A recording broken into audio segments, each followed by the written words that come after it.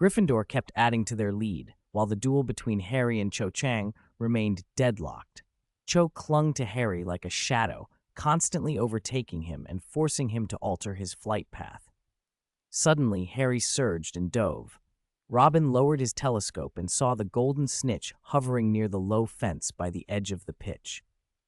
With the Firebolt's performance and Cho's Comet 206, there was no way she could catch him, unless something unexpected happened. A bludger shot toward Harry. He dodged, but when he looked again, the snitch was gone. The Ravenclaw beater nearby was grinning as if he'd planned it. The Gryffindor stands groaned. Ravenclaw cheered. Then George swung. The black bludger flew back and smacked the Ravenclaw beater, sending him somersaulting through the air. That turned the game. In the next 20 minutes, Ravenclaw scored 4 times in a row, narrowing the gap dramatically. To lose to an opponent like that, even with the Firebolt, would be humiliating. Oliver Wood hovered beside Harry, jaw moving as if discussing tactics, then shot back toward the hoops. Harry descended, scanned the pitch, and Wood was the first thing his eyes found. Robin adjusted his telescope and saw the snitch circling close to the Gryffindor rings. Harry raced toward the goal, but Cho was there again. Her soft, winning smile distracted him, and he lost sight of the snitch. Beauty can be a dangerous distraction. Cho clung to him. When Harry rose, she rose. When he dived, she followed. And when he made a sharp turnaround that flipped downward motion to upward, inertia kept her diving. Harry caught sight of the snitch again, glittering 3 meters below Davis, and banked to accelerate toward it. "Ah, Dementors!" Cho shrieked, pointing toward the field. 3 figures in tattered black robes had floated up from the sidelines, their rags flapping as though they meant to soar into the sky and feed on the crowd's happiness. Harry snatched his wand from under his robe. Expecto Patronum! A silver-white shape surged from his wand and streaked at the robed figures. Through Robin's telescope, he watched them collapse to the ground. A pale hand slipped from the black cloak, and with a shout of surprise, the robed figure, Crabbe all bulk, fell out. The cloak billowed, and Flint rolled free onto the grass, curling up and clutching himself. They had been making trouble on the pitch, pretending to be Dementors. A whistle blew. Robin pulled his telescope away to see Harry holding a walnut-sized golden ball in his hand. The stadium erupted. Cho flashed Harry a brilliant smile and drifted back to Davis. Harry and the rest circled the pitch once more and then dropped back to the ground. "Harry, that Patronus you sent out, amazing!" Robin leaned forward, praise in his voice. Harry's face was flushed with excitement. "I couldn't feel them at all. They didn't affect me." Robin nodded toward the far side of the pitch. "Of course they didn't. Look." Everyone turned to where 3 figures in tattered robes sat sprawled on the grass. Professor McGonagall stood over them, furious, lecturing Flint, Malfoy, Crabbe, and Goyle for staging that stunt. Snape, standing beside her, kept a stony silence, clearly embarrassed. "They'll be punished," McGonagall snapped. "Now go change, then come to the party. I've arranged plenty of food."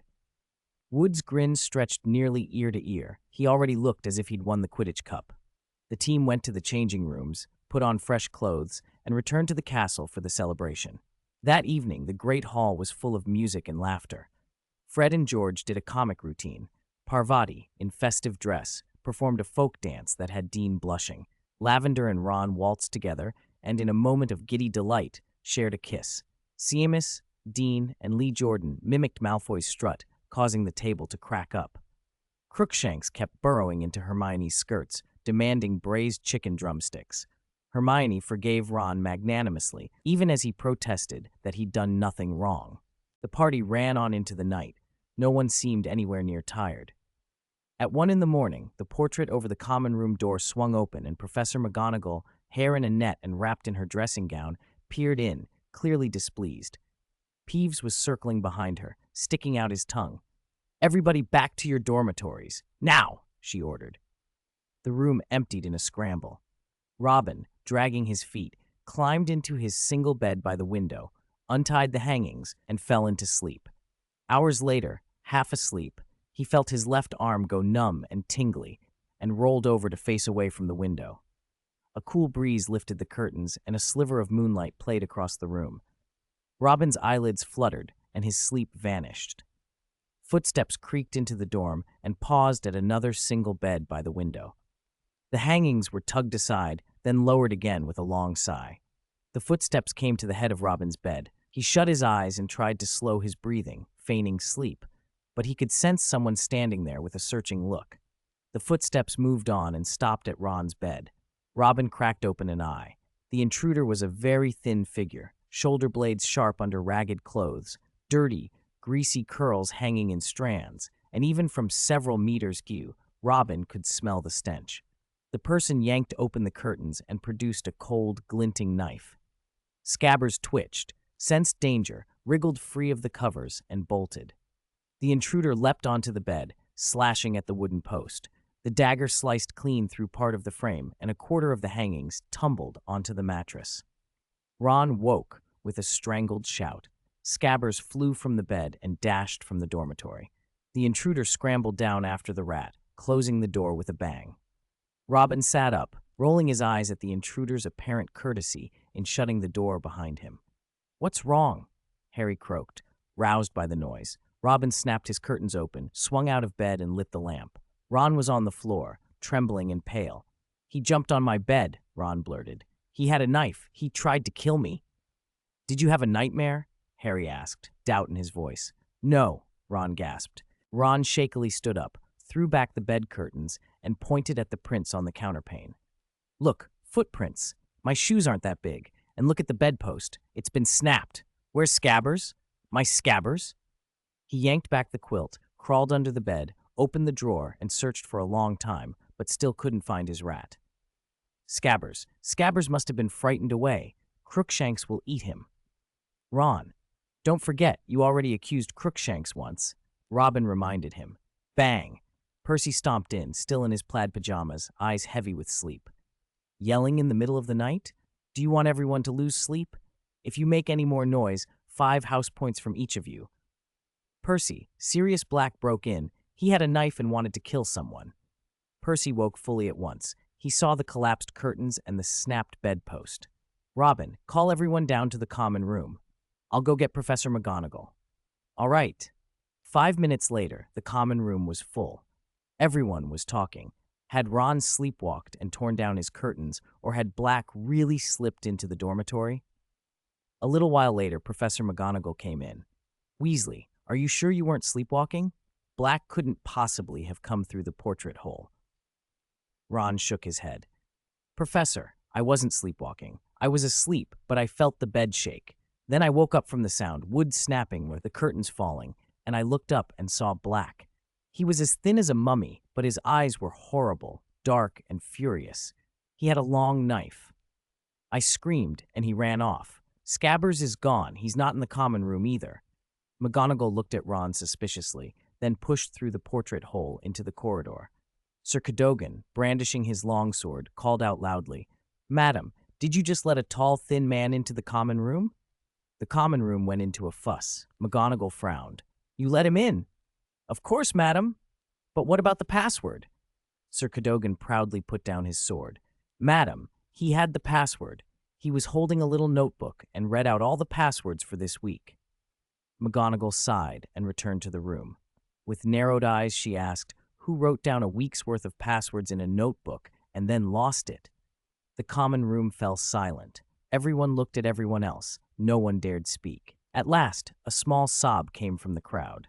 Neville, trembling, slowly raised his hand. McGonagall took a steadying breath. Neville had forgotten and shown the passwords. "Percy, arrange for everyone to go down to the Great Hall. I'll fetch Professors Dumbledore and Flitwick." That night, every student slept on the floor of the Great Hall again. The professors searched the castle through the night, while prefects and ghosts kept watch over the hall. The 4 of them lay in sleeping bags along the wall. Ron kept begging Hermione to keep Crookshanks in a cage until Scabbers was found. Hermione refused, and Ron complained until Robin muttered a silencing charm on him. At dawn, the great doors of the hall creaked open.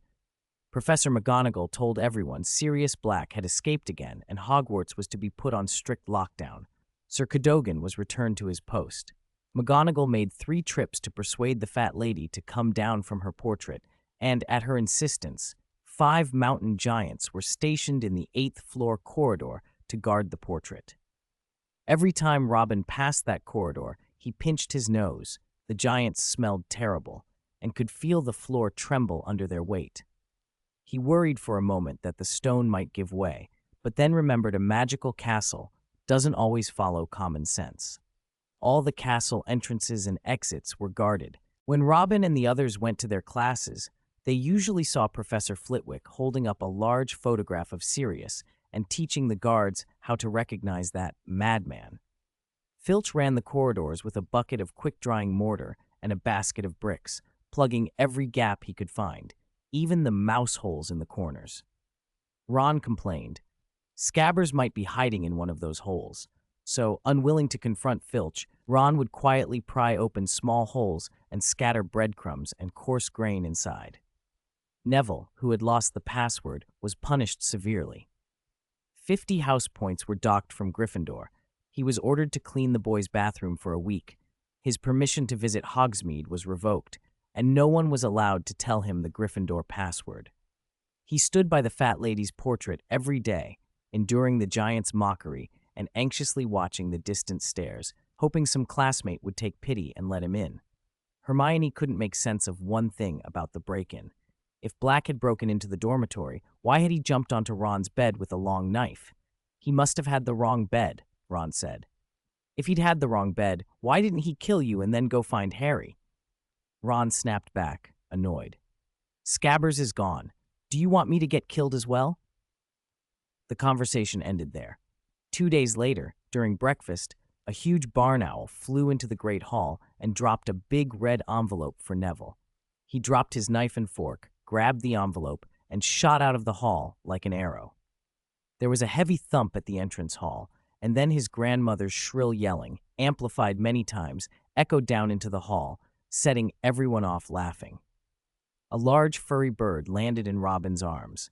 It wriggled, stretched out a paw, and a rolled-up envelope was tied to its ankle. "A letter from Hagrid," Robin cried. They opened it together. "Dear Harry, Robin, Hermione, and Ron, would you come to my hut for tea and a chat this afternoon at 6? Wait for me in the entrance hall. I'll come and fetch you.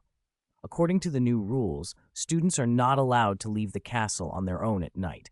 He's probably curious about what happened on Saturday night," Ron guessed. "Coo coo."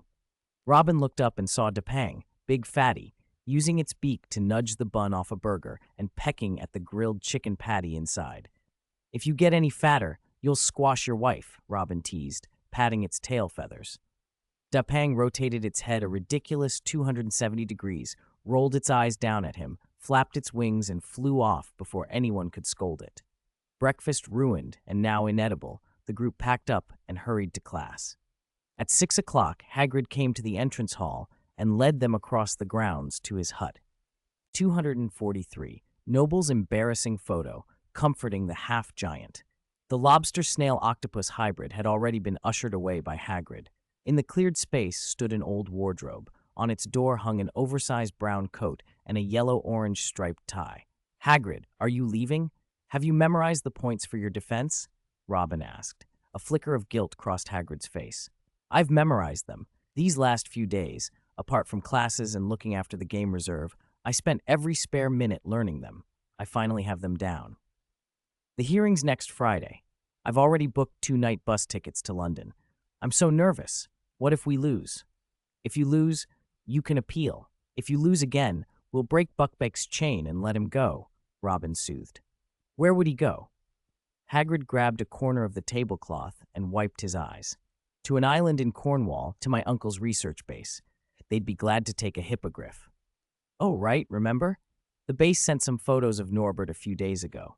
Here, look." Last summer, before they set off for Mount Beagle, Norbert had developed a thing for photography. On the way to Hogsmeade River Valley, Robin had snapped picture after picture. Hagrid cleaned his hands before taking the photo album, then carefully opened it with those big, clumsy fingers. Under the autumn twilight, the first photo showed the little black dragon perched on a cliff edge, breathing fire into the sky, the sparks making his eyes glitter. Hagrid sniffed, then turned the page slowly. In the second photo, the dragon was running across the grass with his legs spread out, clutching a gray wild rabbit in his claws, orange eyes shining with delight. The third showed him standing against a stone wall as if being punished, head drooping, eyes watery and wronged. Yet he was licking a bit of chocolate stuck to the corner of his mouth, clearly unrepentant. The fourth caught him mooning a huge pine tree, expression sly and mischievous, definitely up to no good. In the fifth photo, Norbert, by the time Hagrid reached the end, his eyes were red and swollen, but his mouth was stretched into the sort of grin that threatened to split his face.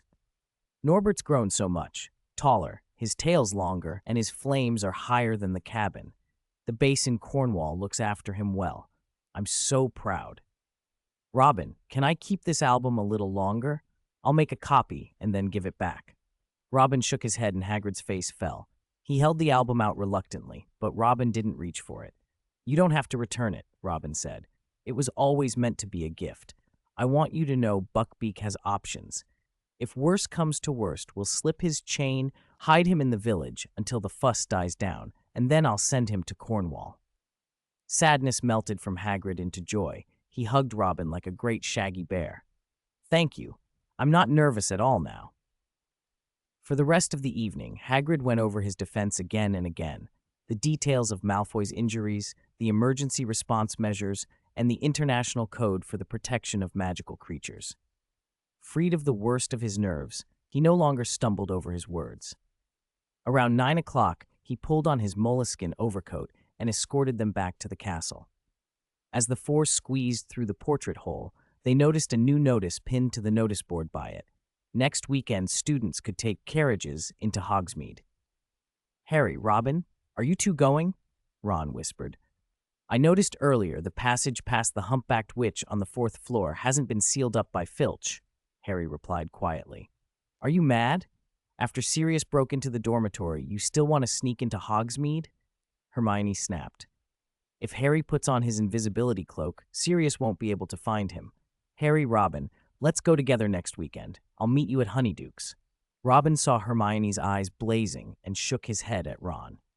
Harry hesitated, saying he'd think about it. And then he continued hesitating for a full week without giving a clear answer. On Friday night, Harry sat on his bed, the Marauder's map open across his knees, mulling whether or not to use the secret passage to slip out to the village the next morning. Suddenly, he spotted a small dot labeled Peter Pettigrew moving along the 3rd-floor corridor on the map. Remembering the snippets he'd overheard at the Three Broomsticks before the Christmas holidays, he sprang from bed. Ron was snoring so loudly they might as well have left him sleeping, so Harry didn't bother waking him. Robin, you awake?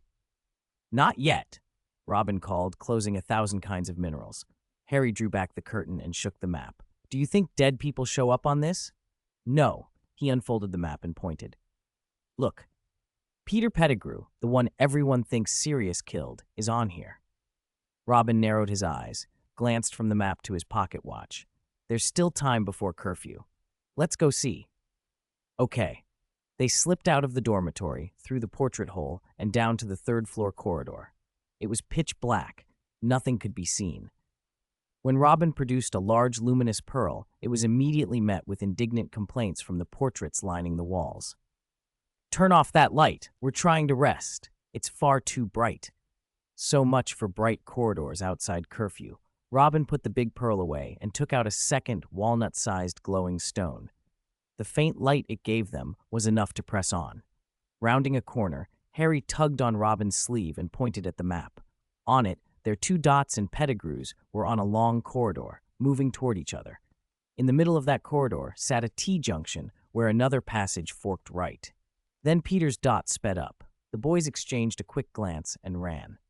A strange thing happened. On the map, all 3 dots converged at the T-intersection, but in reality they saw no sign of Peter. On the map, his dot slipped into the right-hand corridor. As Robin was about to follow, Harry grabbed his sleeve.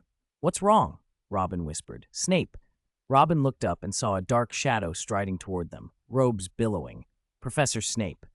Mischief managed, Harry hissed, and the inked lines on the map began to blur. He rolled it up and shoved it into his pocket just as Snape reached them. Snape's face was icy. Potter, Lestrange, what are you doing wandering the corridors so late? Sleepwalking, Harry blurted, lame and nervous. "It's not curfew yet, Professor," Robin said. Snape fixed Robin with a glare, then turned back to Harry. "Potter, you're so like your father. He was disobedient, arrogant, contemptible, reckless. He thought himself better than others because of a little Quidditch skill and swaggered about with his cronies." Robin bristled inwardly. Cronies? Who was he hinting at? 244. Wormtail and Moony guessed about fake death. "My father wasn't arrogant, and neither am I," Harry said, clenching his fists and forcing down his anger. "You're wrong. Your father didn't care much for rules. He thought they were for lesser people. He was the Quidditch champion. He had privileges, and his head got so big." "Shut up!" Harry's fury flared hotter than it had at Aunt Marge's dinner when she'd insulted James and Lily. "Don't you dare talk about my father like that. Dumbledore told me my father saved your life. Is this how you repay a life debt?" Snape's face went instantly pale. Then his upper lip curled and malice shone in his eyes. "Potter, did Professor tell you the circumstances under which your father saved my life?" "I suppose he didn't. He didn't want to spoil the heroic image of your father in his son's mind." "I don't have that concern. It wasn't a grand heroic feat. It was a last-minute act of cowardice." "What do you mean? Your father and his friends were playing a prank on me. If it had gone through, I would have died, and they would have been expelled. At the last moment, your father chickened out and stopped it." "Potter, that is the truth." Harry panicked. On one hand, he couldn't imagine his father doing that. On the other, it explained why Snape hated him so much. Snape's voice cut in coldly. "Take out whatever's in your pocket." Harry froze. "Take it out, or I'll take you both to see Professor." Reluctantly, Harry pulled out the Marauder's map. "What is this?" Snape barked. "Blank parchment," Robin said. Snape snatched it, unfolded it, and it was blank. "Heh, you two shouldn't need a tattered piece of trash, should you? I'll tear it up and be done with it." "No," Harry shouted, and Robin snatched the map back. "You've given yourselves away." Snape sneered, drew his wand, and pointed it at the map. "Reveal your secrets," he said coldly. The map didn't react. He tapped harder. "Show your true form." Still nothing. Snape's eyes narrowed. "Severus Snape, head of Slytherin, commands you to reveal your hidden secrets." Where the wand had touched, a black blot appeared, then split into 1,000 fine ink threads that writhed and formed a long passage of writing. "Read it aloud," Snape sneered. "You want me to read it? Don't blame me for what you hear." Robin cleared his throat and read, loud enough that the portraits around them stirred from their rest. Moony greets Severus and humbly requests him not to stick his abnormally large hooked nose into other people's business. Padfoot agrees with Moony and sincerely adds, "Severus is a big bat, an old glutton, and an ugly monster." Prongs is so shocked he's lost his fleas. That an idiot like that could become a head of house? Has Slytherin fallen so low? Wormtail says hello to Severus and suggests he buy a bottle of Potter's instant hair conditioner, you big mudball. "You, how dare you?" Snape's lips trembled with fury. Harry felt his own laughter bubbling up and worked to hold it down. Robin gave a mischievous grin. "Professor, you made me read it." "You insolent." Snape raised his wand toward Robin's chest as if to curse him when a shout came from the corridor. "Professor!" Snape turned. Lupin was walking toward them. "Out for a stroll in the moonlight, are we, Lupin?" Snape sneered. Lupin's gaze swept past Snape to Harry and Robin. "Are you two all right?" "Not yet," Snape said, spinning back and seizing the map. "I confiscated something very interesting. This parchment reeks of dark arts. You're the defense against the dark arts teacher. You should be able to tell. Take a look." Lupin took the map, puzzlement on his face. "Severus, it doesn't look like dark arts to me. It seems to be a prank parchment, some kind of trick that curses whoever looks at it. Probably Zonko's work. Is that so?" Snape reached for it, but Lupin stepped aside. "I'll take it and study it further. Yes, I'm quite familiar with these things. Harry, Robin, come with me." They followed him to his office. "I don't know how you got this map, but you should have handed it in. Do you realize if this fell into Sirius Black's hands, he could enter the castle and cause havoc?" Lupin said, displeased. Harry bowed his head, ashamed. Robin, however, stared straight at Lupin. He knew the map's contents by heart. Sirius could have drawn it blindfolded. Lupin approached Harry slowly. "Your father didn't like rules either, but your parents died saving you." Hef, there's a murderer near the school now, and you two are roaming the castle at night. Harry, is this how you repay your parents' sacrifice? From now on, I won't cover for your lies. Understood? Understood. Harry looked up at Lupin's disappointed face and felt tears prick his eyes. Professor, you've misunderstood. We weren't just wandering. The map showed someone who had supposedly died moving around, someone connected to what happened 12 years ago. We wanted to use the map to find him and ask what happened. Oh, really? Who was it? Lupin asked, half amused, convinced they were making excuses. Peter Pettigrew. The map slipped from Lupin's hands and clattered to the floor. He shook his head as if trying to clear it, utterly bewildered. No, it can't be. It's true. We went down to the 3rd floor to find Peter Pettigrew. The map showed us meeting him, but in person we didn't see anyone. Lupin's bewilderment gave way to guilt and sorrow. He leaned on his desk, eyes filling with tears. Harry, Robin, I'm sorry. I misjudged you. Go back to bed. No more wandering around the castle. And don't forget, I can see you on that map. Having failed to find Pettigrew and losing the Marauder's map to Lupin's custody left them disconsolate. The next day, though, as they ate in the Great Hall, even worse news awaited them. Hagrid had sent Dupang, Big Fatty, with a letter. The paper was damp in places. Some words were blurred by tears and hard to read. Dear Robin, Harry, Hermione, and Ron, I'm sorry. I lost the appeal. Buckbeak has been sentenced to death. They haven't set an execution date yet. They've allowed me to bring him back to Hogwarts for temporary custody. I read every book in the library that could possibly help, but I still couldn't save Buckbeak. It's my incompetence. I don't want him to die. Hermione wrapped her arms around Robin's neck and buried her face in his chest, sobbing uncontrollably. He won't die. We'll appeal again, and if we lose, we'll do what we planned before. I know, Hagrid had written, but I feel so terrible. Robin stroked Hermione's hair, steadying her until her breathing slowed. We need to find Hagrid and figure out what went wrong so we can build a stronger case, Harry said, frowning. Why ask? It's obviously Lucius Malfoy pulling strings, Ron snapped. We have to ask, find out exactly where our preparations failed, Hermione said, wiping her eyes. After Sirius's break-in into the dorms, the school had put strict limits on students leaving the castle without permission. Every door was watched, and an invisibility cloak, or bead, only made you invisible. It didn't let you slip past wards or through locked doors. The heavy oak doors couldn't simply be blown open, so the only time they could speak properly with Hagrid would be during care of magical creatures. Monday afternoon, at the paddock by the edge of the Forbidden Forest, Hagrid looked distracted. He stammered through a short lesson on maintaining flobberworm cocoon silk, had the students practice in groups, then pulled Robin and the others aside on the pretense of moving firewood.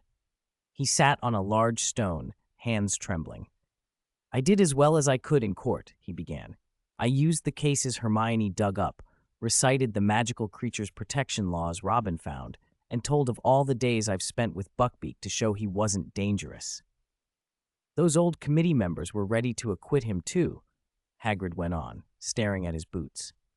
But then Lucius stood up and slammed down a pile of medical reports. He said Draco's arm had permanent damage, that even the slightest bump could put it in danger of fracturing. He said Buckbeak was too dangerous and should be put down.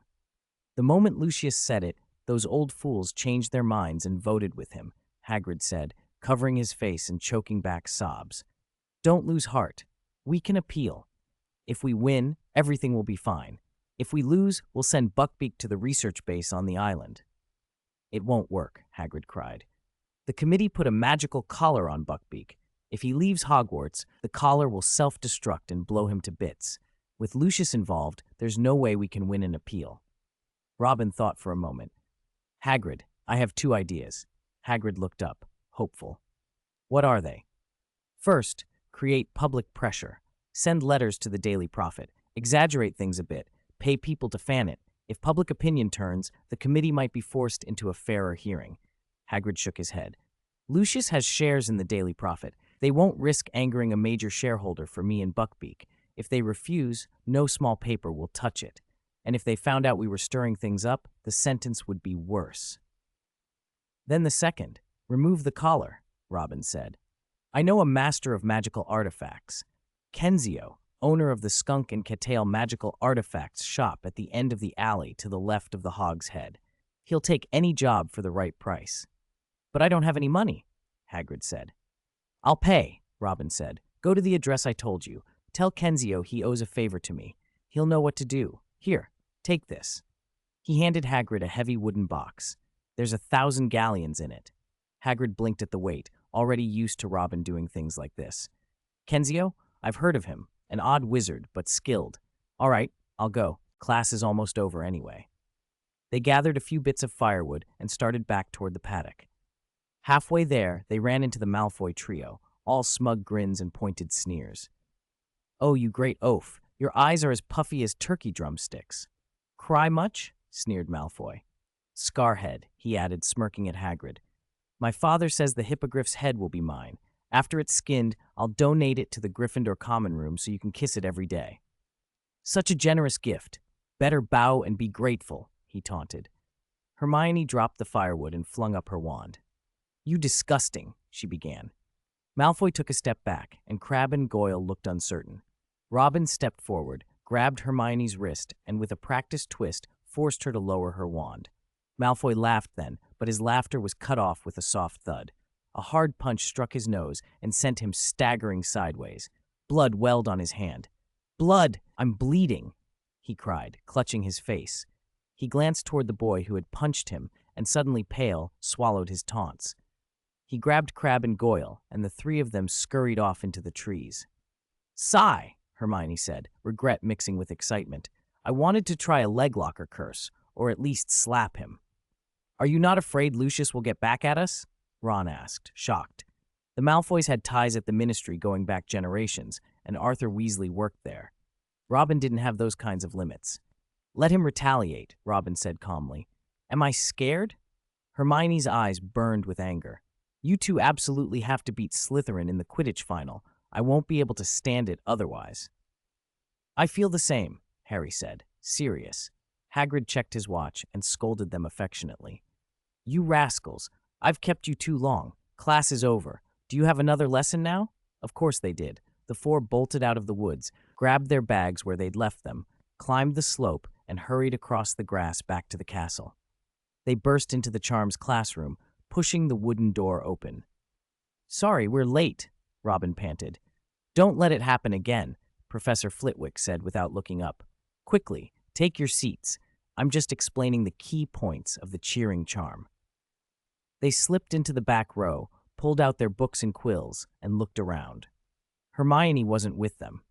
Where's Hermione? Wasn't she right behind us? Harry asked.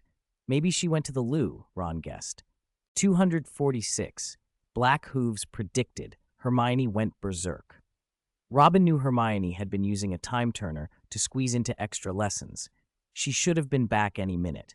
But charms ended, the bell rang, and she still hadn't appeared. He didn't see her at lunch either.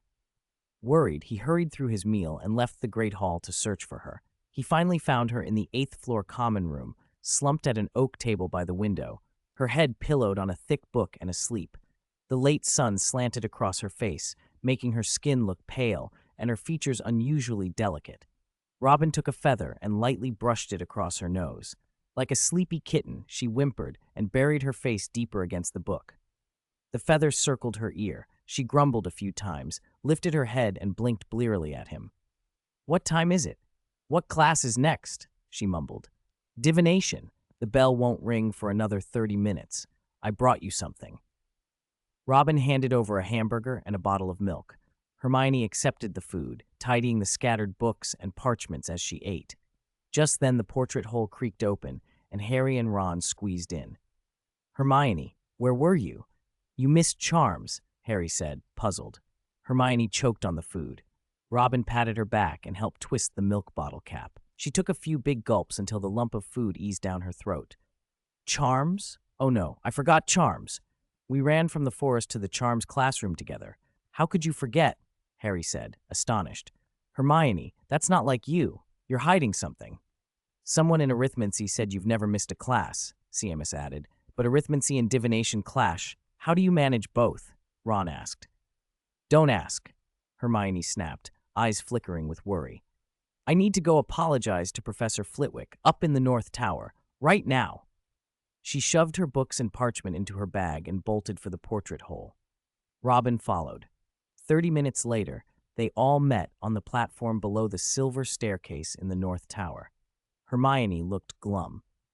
I can't believe I missed the happy charm, she said.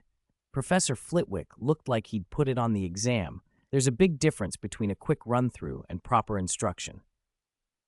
You're Hermione Granger. You won't lose points over one lesson, Robin tried to reassure her. Sybil Trelawney, Seamus called just then. At his shout, the trapdoor sprang open, and the silver staircase unfolded. One by one, they climbed up into the divination classroom.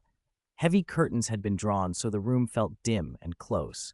Each small round table, covered in red cloth, held a crystal ball, milky white mist swirling inside. I thought crystal balls were only for later in the year, Harry whispered as he sat. Finally, no more palm reading. I won't have to let her grab my hand anymore, telling me my lifeline is short. Hermione opened her copy of Unfogging the Future and muttered as Trelawney appeared from behind a large, red-draped display. Parvati and Lavender trembled with excitement. Trelawney had correctly predicted something awful for Lavender the first time she taught them. Lavender had never forgotten it. Trelawney crossed to the hearth and sat down. I watched the stars last night and saw that this year's June exams will involve crystal balls, she declared, so we must alter the syllabus. She's the one who sets the exam questions, Hermione said under her breath. Trelawney ignored her.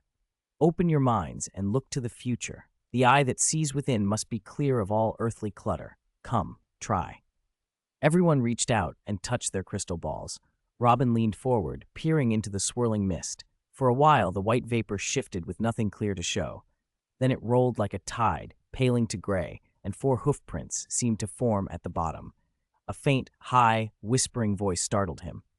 Hooves, Robin heard himself say. 4 hooves. Professor, I see hooves. My dear, white hooves clip-clop mean good fortune approaching, Trelawney intoned mysteriously. Then, catching herself, she added, but if the hooves are black, run. Run as though your life depends on it. She took a step back, eyes wide, and nearly collided with the round table where Harry and Ron sat. Potter, what do you see? She asked, adjusting her spectacles. A cloud of mist, Harry said, embarrassed. I think I saw something. Trelawney put her face close to Harry's crystal ball and gasped. Oh, it's in the ball. Clearer now. It's coming for you, Potter. Closer. It's a grim, an omen of death. With a sudden crash, Hermione slammed her palm down on the table. Enough, she snapped. Stop spreading panic. I don't believe in these ridiculous omens. I believe in facts, not fear. The classroom erupted. Parvati and Lavender shot annoyed looks at Hermione for daring to challenge their idol. Trelawney turned toward her, eyes narrowed, and then moved across the room, seized Hermione's wrist, and began to rub her palm as if reading it. My dear, she whispered, voice thick, when you first sat under my gaze, I felt you were not suited to this noble study. Your lifeline is so short, yet your spirit is old. Your soul has the dryness of ancient tomes. Hermione shook free, snapped the book shut, and shoved it into her bag. Fine. I won't learn it. I quit. I'm leaving. She pushed through the aisle, kicked the trapdoor open, and headed for the stairs. Did I say something wrong? Trelawney asked, bewildered. Lavender gave a small, excited scream. Professor, you predicted someone would leave. In your first lesson, you said one of us would go away around Easter. Trelawney smiled as if illuminated by sudden insight. Yes, I saw it. My inner eye shows me too many things. At times my memory blurs under the weight of it. Robin rose and hurried after Hermione to the bottom of the silver staircase. He caught sight of her in the stairwell and called, but she vanished with a soft whoosh. She'd used the time turner. No doubt she was slipping off to another class or to fix whatever it was she'd missed. Robin went back to his table and stared into the crystal ball again. The mist churned and whispered, but after a long, strained gaze, he saw nothing but shifting clouds. No sign of hooves, white or black. From that day on, Hermione never set foot in divination again, and the trio, understanding how she felt, never mentioned Trelawney in her presence. Gradually, winter passed. Fresh buds appeared on the trees along the edge of the forbidden forest, and the vegetable plots by the wood turned bright green. Everyone welcomed the Easter holiday and the pleasant spring weather. For Robin and the others, however, the holiday brought little rest. Teachers piled on more homework, and he still had to help Hagrid prepare appeal documents, attend Quidditch training, and hash out match tactics with the team. The Gryffindor versus Slytherin final was scheduled for the first full Saturday after the break. Gryffindor sat second in the standings, 200 points behind first place. Wood didn't doubt Harry could catch the snitch, but their plan was to wait until Gryffindor was at least 60 points ahead before allowing him to do so. Catching the snitch was worth 150 points, and if it came too early, they might win the match but lose the House Cup. After the holiday, the Slytherin students seemed to understand that too. They started trying to ambush Harry in the corridors to injure him and keep him out of the final. Fortunately, Robin and Hermione were always nearby, and the ambushes usually backfired. Goyle tried to trip someone and ended up falling face first. Crabbe's intended grass-growing charm produced a clump of chives out of his own ear, and Pansy's hair-increasing charm left her with a thick lion's mane sprouting from her neck. The night before the match, Wood held a pep rally in the common room. It was loud and rowdy and didn't break up until 10:30. After washing up, Robin opened his window to let the night air cool him. The moon was bright, the stars sparse, and a breeze made the leaves whisper. A blurry figure moving on the pitch caught his eye. A unicorn? No, the build was too small. A Patronus? Patronuses shone silvery, and who would cast one in the middle of the night? Maybe a big black dog. Robin fetched his telescope and focused on the far end of the field near a clump of bushes at the edge of the forbidden forest. There, a flat-faced, fluffy-tailed cat perched with a string bag slung around its neck, the bag crammed with wrapped braised chicken drumsticks. Crookshanks opened his mouth and let out a call toward the trees. A minute later, a skinny, large black dog streaked from the shadows. Crookshanks trotted to meet it, tail flicking. The dog snapped at the cat, the string bag fell, and the dog quickly tore open the packaging and began wolfing down the chicken. Now I've seen everything, Robin thought, begging food from a cat. What are you looking at? Harry leaned in at the window, curious. Oh, just watching the stars. Go to bed. We've got a match tomorrow. Robin snapped the window shut. If he caught a cold from the night air, Wood would pluck him bald. The next day at the Quidditch pitch, the stands were a sea of color and noise. About 3/4 of the spectators wore wreaths of bright red roses and waved red flags stamped with lions. Banners reading "Gryffindor will win" and "Go Lions" bobbed in the crowd. The rest wore silver snake-coiled bracelets, waved green flags bearing silver snakes, and watched with hard faces. At Madam Hooch's signal, the team captains, Wood and Flint, shook hands. The veins stood out on both their hands. Each seemed ready to crush the other's fingers. The whistle sounded, and 15 brooms shot into the sky. Robin pulled the curtain aside and watched through his telescope. Katie seized the quaffle and charged for the opposing hoops, only to be barged by Warrington from the side. The Slytherin stole the ball. Fred swung a bat at a bludger, which struck Warrington's back, sending him off balance and dropping the quaffle. Spinnet snapped it up, feinted and dodged, and then with a deft move tricked Bletchley, the Slytherin keeper, and scored 10 points. The Gryffindor stands erupted. Slytherin faces darkened. Fred grinned and did a backflip while Spinnet pumped her fist. Spinnet's broom lurched violently and began to spin. She clung on with crossed legs and wrapped arms, barely keeping herself on. "What do you think you're doing?" she demanded once she'd steadied herself, glaring at Flint, who'd clipped her.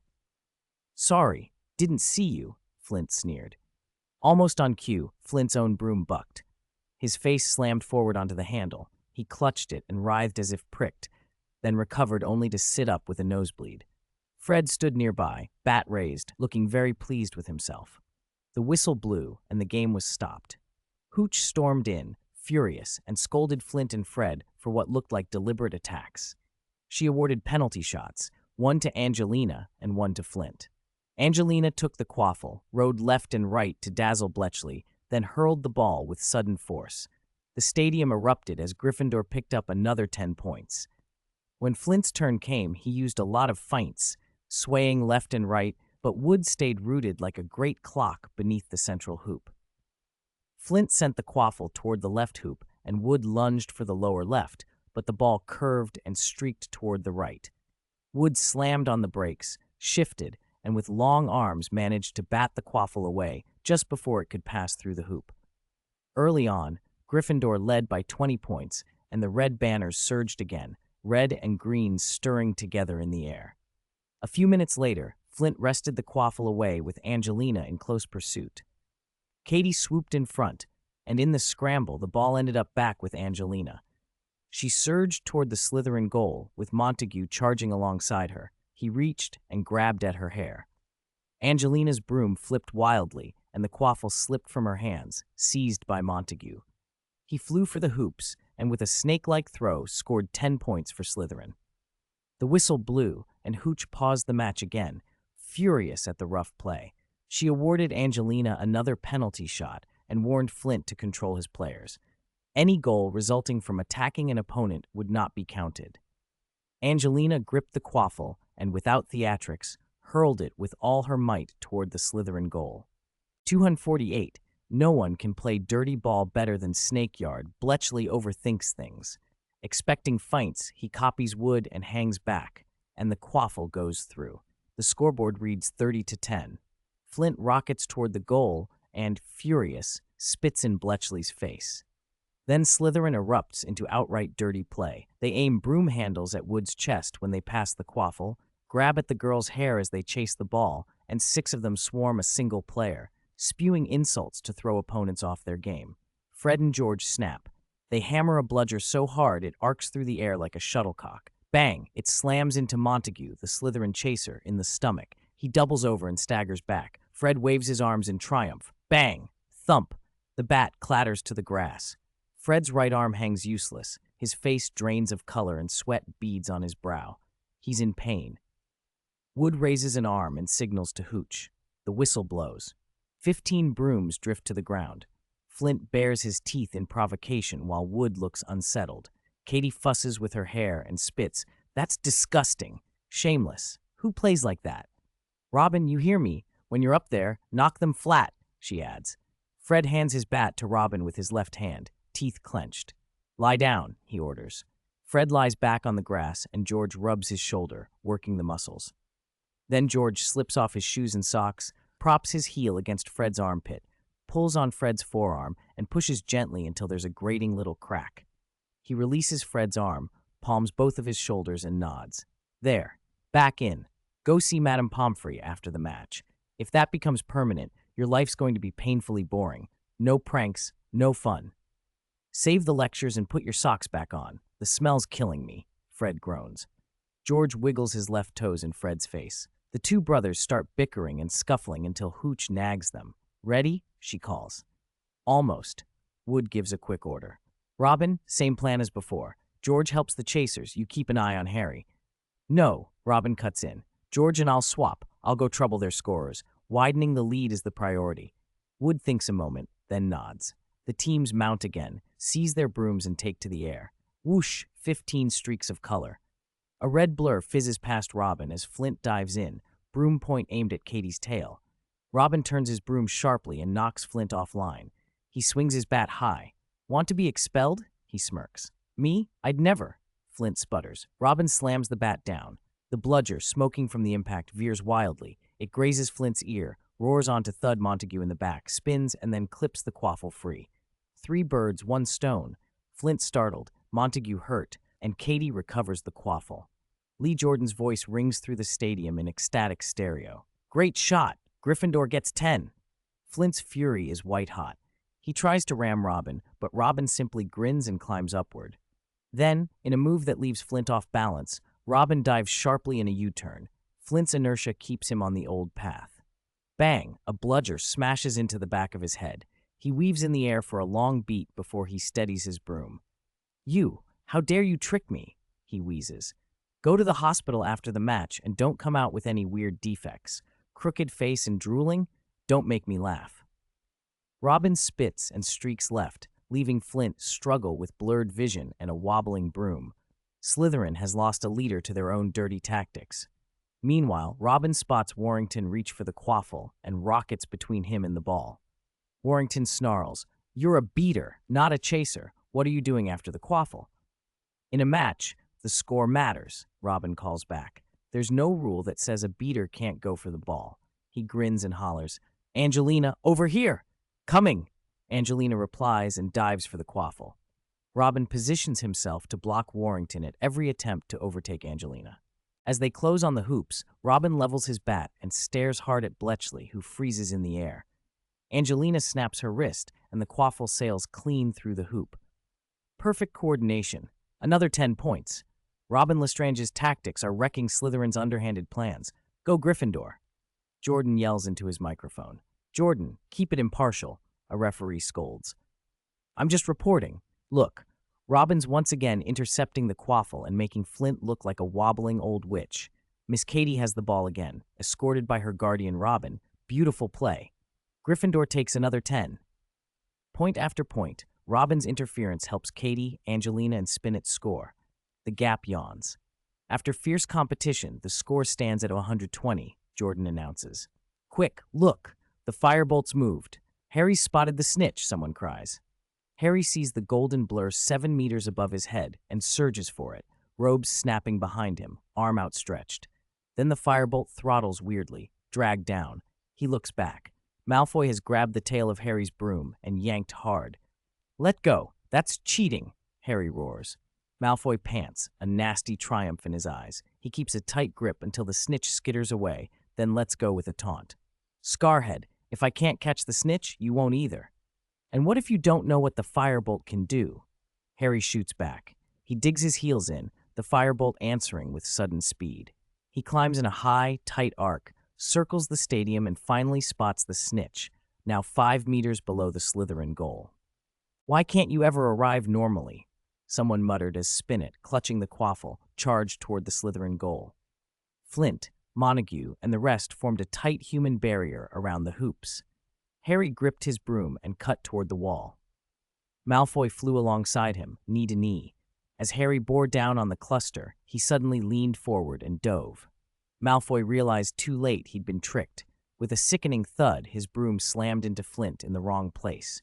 Harry skimmed down the goalpost, robes and hair streaming, reached out, and, with a delicate snap of his fingers, snatched the golden snitch. He reversed, climbed high into the sky, waved, and the whole stadium erupted. Cheers mounted into a roar. Hermione and Ron waved their flags like mad. Professor McGonagall took off her hat and brushed at tears at the corner of her eyes. Lee Jordan dropped his microphone and ran into the stands, celebrating wildly with Siamis and Dean. Fred swung up on his broom and circled the pitch with the rest of the team. 10 minutes later, everyone touched down again. Wood embraced each player in turn, choking, "The Quidditch Cup! We did it! I'm so happy!" The gates from the grandstand opened, and a tide of red-clad students flooded onto the lawn, surrounding the team. Hagrid, cheeks flushed, forced his way to the front, took the rose garland from his head and hung it around Robin's neck, then gave Harry a bear hug. Percy roared like a lion, his prefect badge skewed and ignored. Neville held Trevor up high in triumph. Hermione pushed through the crowd, wrapped her arms around Robin, and kissed him on the mouth, quick and fierce. She pulled back at once, looking embarrassed as if to escape. Robin wasn't having any of it. He grabbed her wrist and pulled her back into his arms. For Robin, the best part of that day wasn't the rout of Slytherin, the trophy, or the all-night celebration. It was something intimate and small and unforgettable, a lingering, bittersweet taste of caramel pudding. After that moment, Robin and Hermione's relationship changed. Hermione tried to avoid him in public, but if she saw him talking to Ginny or Katie, she'd find an excuse to join them. After a few such tussles, Robin led her into an empty classroom. When she emerged, her hair was mussed, cheeks flushed, and her tie slanted askew. Their public coolness melted. They stopped avoiding each other and stopped getting jealous. Privately, they slipped away to empty classrooms for long, secret afternoons. Harry and Ron grew suspicious and grilled them once. The answer was always the same: studying. It was, technically, studying. Last time it had been practicing a scarlet charm that had left Hermione blushing. This time it was the happy charm, and both of them walked out smiling. Next time, perhaps, they'd be trying the gasping charm. Uneven breathing, perfectly normal. Happy times flew. Weeks passed in a whirl, and at the end of May, their little classroom sessions ceased because exam week was upon them. After the last lesson of term, they descended to the Great Hall for dinner, and Professor McGonagall stepped up to the long table to hand out exam timetables. The friends glanced at Hermione's and froze at the first entry. Monday, 9 a.m., arithmancy. Monday, 9 a.m., transfiguration. Did you get the wrong schedule? Ron asked. No, Hermione said. So you're supposed to be in 2 exams at once? Harry asked, incredulous. How can you sit both at the same time? Exams run ages. Just split it. Arithmancy for half, transfiguration for half, problem solved. Before Hermione could respond, an enormous owl the size of a pig screeched into the hall and thudded into Robin's arms. The big bird blinked, ruffled its feathers, and Robin unfastened the scroll from its leg, unrolled it in front of them. Dear Robin, Harry, Hermione, and Ron, Buckbeak's appeal will be next Friday at Hagrid's cabin in the game reserve. The committee and an executioner will be coming to Hogwarts that day. Hermione's eyes went wide. An executioner? We worked out the appeal papers for nothing. They're determined to execute Buckbeak. Robin, any news from Kenzio? Robin shook his head. No, Hagrid's the one who's been sorting it. We'll have to ask him. How about tonight? We could use the invisibility cloak and sneak out to the game reserve, Harry suggested. It's too risky, Robin said. If we get caught, we'll be disqualified from our exams. Hagrid can send letters with the owl, so he can get messages in and out. Right, big fatty? Robin added, addressing the owl, which was busy devouring a chicken cutlet and offered a few happy gulps in reply. Robin scribbled a note and sent it with the fat owl to Hagrid's cabin. An hour later, a reply arrived. It'll be ready soon, expected by next weekend. I went to the village today to hurry him up. He said he'll send it with the owl as soon as it's done. They burned the note and silently prayed Kenzio would hurry. Over the weekend, the 4 of them camped out in the library, trying to cram. The key points Robin and Hermione had highlighted left Harry and Ron baffled. Why not just underline the whole book? Ron complained. Exam week settled over the castle like a fog. The first exam was Transfiguration. Professor McGonagall asked the class to turn live turtles into teapots. The more intricate and beautiful, the better the mark. The pattern on the shell made Robin think of the crackled celadon porcelain of his hometown. With a smooth motion of his ebony wand, a small Brazilian turtle became a delicate crackle-glazed teapot. McGonagall picked it up and examined it closely, and the satisfied look on her face said Robin's mark would be high. Hermione produced a gleaming silver pot. Harry made a squat tin one. Ron's was a copper pot whose spout had become a turtle's head, neck craned as if trying to crawl forward, but it had no legs. Seamus's iron pot had a tail that wagged. Neville did impress. His wisteria-colored teapot kept 4 turtle legs and, to everyone's amusement, toppled off the desk and began to crawl down the aisle until Robin accidentally stepped on it. The second exam was charms. Hermione had guessed right. The practical half tested the happy charm. She'd practiced it many times in private, and her charm was flawless. Robin's was just as good. Harry and Ron fared less well. Their counter-charm movements were a bit overdramatic, and they both suddenly doubled over, clutching their stomachs as peals of high, uncontrollable laughter burst out of them. Professor Flitwick found the noise unbearable and shepherded them into an empty classroom. A long time later, the 2 boys emerged, jaw muscles aching, leaning against the wall and trying to look dignified. Exam week was in full swing. The third practical had been care of magical creatures. Hagrid had set everyone the simple task of keeping a flobberworm alive for an hour. Truth be told, a flobberworm wouldn't die if you left it in the sun for an hour with neither food nor water, but Neville clung to Hagrid afterward with gratitude. He'd done disastrously in the previous 2 exams, and this was his redemption. After Robin and the others had settled their own flobberworms, they went to Hagrid. He was twitchy, his eyebrows hanging low. They had to work at calming him down. The 4th exam was potions. Snape had the class brew a confusing concoction. Robin hit the consistency perfectly, neither too thick nor too thin, yet he still received several cold glares from the professor. The rest of the week ran on. Ancient runes, astronomy, history of magic. Friday morning brought the second-to-last exam, defense against the dark arts. With Dumbledore's tacit approval, Professor Lupin had put together an outdoor obstacle course that would test practical skill and nerves. The first obstacle was a deep pond populated by grindylows. When a green claw latched onto Robin's calf, he bent, snapped it off, and the little water creature's eyes filled with terror before it darted among the water weeds and disappeared. The second challenge was a pit full of redcaps, small, goblin-like things fond of swinging wooden clubs.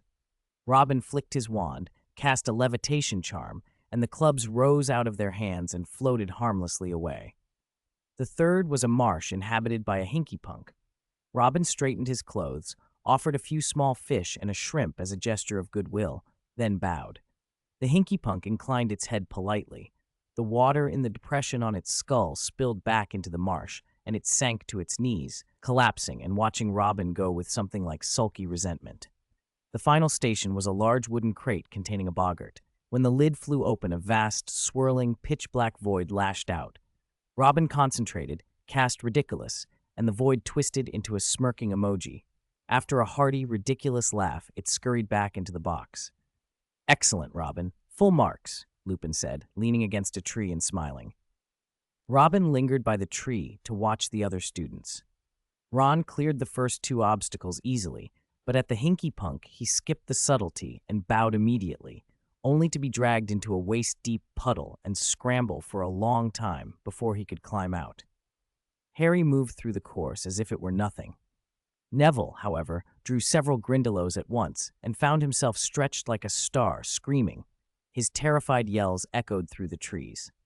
Seamus, Dean, and Hermione passed the first three obstacles with their chins up, but at the boggart something unexpected happened. The creature had taken the shape of Professor McGonagall and was shrieking that it had failed all its exams. Hermione froze, rooted to the spot, and broke down, howling, No, it's impossible. I can't possibly fail." Robin was at the crate in a flash. With a crisp flick and another ridiculous, the bottomless abyss became a winking, tongue-out emoji and scuttled back inside. Hermione clung to him for several long moments before she could steady herself. Lupin moved among the course, waving his wand and tidying the messy ground while the students gathered their composure. They were just passing through the greenhouses and climbing the stone steps toward the castle when Cornelius Fudge, the Minister for Magic, pushed open the oak door and walked out. Two men followed him. An old wizard with a clouded look in his eyes and a face creased by years, and a burly, middle-aged man with dark sideburns and a large, well-worn axe slung at his belt. "Potter, are all the exams over?" Fudge called, spotting Harry. "Minister," Harry said carefully, "there's still one this afternoon, divination. Is there something you need at Hogwarts?" He glanced at the axe. "Oh," Fudge said breezily, "the Committee for the Disposal of Dangerous Creatures wanted a witness for McNair's execution. I thought I'd ask about the search for Black, too." "Has the appeal concluded?" Hermione cut in. "No, it hasn't. The appeal is this afternoon," Fudge replied, looking surprised at Hermione's bluntness. Robin couldn't resist. "Tsk, I never thought there'd be a seer on the committee." He gave a quick, sarcastic half-smile. "The appeal hasn't even started, and the executioner and witness are already here." "The verdict drafted already, then?" Fudge spluttered, unable to give a straight answer.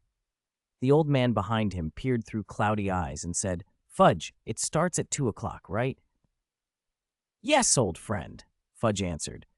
"Corruption. You're all so corrupt," Ron blurted, and it was Ron who almost spoiled everything. Before he could voice another complaint, the three of them, Robin, Harry, and Hermione, clapped hands over Ron's mouth, hauled him up the stone steps, and pulled him past Fudge and his companions into the entrance hall. When Ron was finally let go, he fumed. "Why wouldn't you let me speak? I have every right. My parents are muggles. My guardians are muggles. I have no parents. What does that have to do with being stopped?" Robin patted his shoulder. "Quite a lot, actually. Your father works at the ministry. If you start publicly berating the minister, you'd be asking for trouble. He might try to go after Mr. Weasley." "So what should I do?" Ron demanded. "After the exam, try to find Hagrid," Robin said. "Ask him if Kenzio's things have been delivered to him." They agreed on that, moved on to the Great Hall for a meal, then took a little rest in the North Tower before collecting their pens and parchment for the afternoon exam. Hermione dropped divination entirely and switched to Muggle studies, so she parted ways with them on the second floor. By the time Robin and the others reached the 8th floor, a long queue had formed on the spiral staircase that led to Professor Trelawney's classroom at the top. Students sat on the steps, clutching copies of Unfogging the Future, staring into the pages with anxious concentration. "Professor Trelawney sees us one by one," Neville whispered from a few yards away. "How long will this take?" Ron wanted to jump the line, but Lavender's glare pinned him down. When the bell for the exam rang, the line began to shuffle forward. Every time someone came down from the classroom, a voice from the queue would ask, "What did she ask?" Those who descended kept silent. Neville, pressed by Ron, would not speak. He whispered through tears that if he told them what had been said, she'd foretold a great disaster. When Parvati emerged, she was radiant, no hint of fear in her face. "I can't say what she asked," she said in response to Ron's pleading, "but she told me I have everything I need to be a seer. I think I've found my path. Good luck, everyone." With that, Parvati stepped down the spiral staircase, leaving the rest of the line to wait their turn. 251. Crystal Ball. Resist the temptation of pie. 40 minutes after the exam began, only Robin, Ron, and Harry remained on the suspended platform. Robin climbed the silver ladder and entered the classroom on the top floor. Although it was summer, the curtains were drawn tight, and a large fire still roared in the hearth, making the room stiflingly hot. The smell of burning wood made his head swim.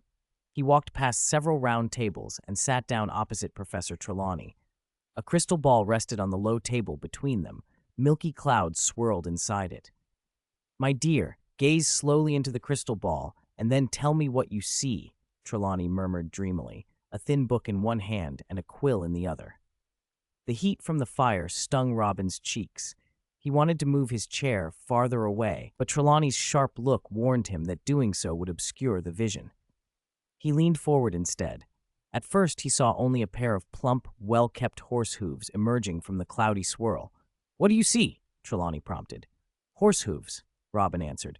Trelawney scribbled in her thin book. "Anything else?" Robin rubbed his eyes. The incense from the burning wood made them tear. The hooves shifted. A short, stout gray horse's body appeared above them, and behind the horse a small black dot was hopping up and down. "How is it? Did you see clearly?" Trelawney leaned forward, eyes bright with curiosity. "A horse running in the clouds," Robin said, frowning. Trelawney continued to write, speaking in that enigmatic tone. "A galloping horse symbolizes a bright future. Yes, my dear, you have above-average aptitude. If you study diligently and practice, there is still hope for you to become a seer." Robin forced a tight smile inwardly. He knew better than to trust such encouragement. Trelawney's previous predictions often relied on knowing the original plot, and the life of a prophet was fraught with mental strain and dangerous repercussions. He stood, ready to leave. As he reached the trapdoor, he turned back. "Professor, does a bright future depend on the horse's color?" Trelawney's eyes widened. "What? The horse wasn't white. It was gray," Robin said. The quill slipped from her hand and clattered to the floor. "Child, that is ominous?" Robin asked, his mind recalling Hermione's departure from divination class earlier.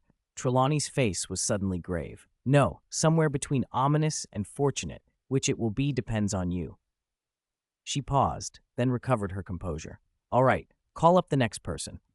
"Okay." Robin left the classroom and descended the ladder to the platform. 10 minutes later, Ron appeared. "Ugh, I ruined it," Ron complained. "She told me to look into the ball and ask what I saw. All I saw were clouds. I made stuff up. She knew I was lying. Her eyes said it all. I don't know if I'll pass." "She doesn't seem the type to fail her students on purpose," Harry said nervously, and then climbed the ladder. 15 minutes later, Harry's feet reappeared on the ladder. He described a strange experience. At first, like Ron, he had seen only clouds and lied. Trelawney had closed her book and stared at him with an intensity that made it obvious she knew he was fabricating. Then, without warning, she twitched. Her eyes rolled back so that only the bluish whites showed through her glasses. She slumped forward, mouth opening as she spoke in a garbled, breathy voice. Ron swallowed. "What did she say?" Harry sat on the stone steps and recited what he'd heard. "She said, 'He will return tonight. The black-hearted murderer who betrayed his friends will break free from the 12-year chains that bind him and regain his freedom. Innocent blood will be spilled. Servant and master will be rejoined. With the help of his servant, the Dark Lord will grow more powerful and more terrible than before. Terrifying. That's too creepy, Ron said, rubbing his arms and glancing around. Robin's mind raced. The prophecy mirrored the plot from the original story. Peter Pettigrew escaping Hogwarts, finding Voldemort, bringing him back to the Riddle House, kidnapping Bertha Jorkins, extracting information, murdering her. Those events. In the original, Nagini swallowed the gardener Frank when he overheard Voldemort and Pettigrew. Currently, Nagini's boutique was apparently prospering, so she wouldn't be running off to Riddle House to swallow a limping old gardener. And Peter Pettigrew, well, Ron, I haven't finished. Harry interrupted Robin's inward conjecture. Trelawney twitched again and fell to the floor. She said, fate has changed, but the master will await a more loyal, more intelligent servant. Be careful, be careful. More loyal, more intelligent? Robin thought. Barty Crouch Jr., perhaps. Do you think it's real? Harry asked. Don't dwell on it. Time will tell, Robin said. Let's go find Hagrid. He might need us. Okay, Ron agreed. They descended to the second floor and met Hermione, who was breathless and frantic. Crookshanks brought this. It's from Hagrid, she blurted, pulling a note from her pocket. Robin unfolded it, and together with Harry and Ron, read the cramped handwriting. Lost the appeal. Execution at sunset. Kenzio still hasn't made a move. The professor comforted me. It's a done deal. You can't help. Don't come to the game reserve. I don't want you to see the bloodshed.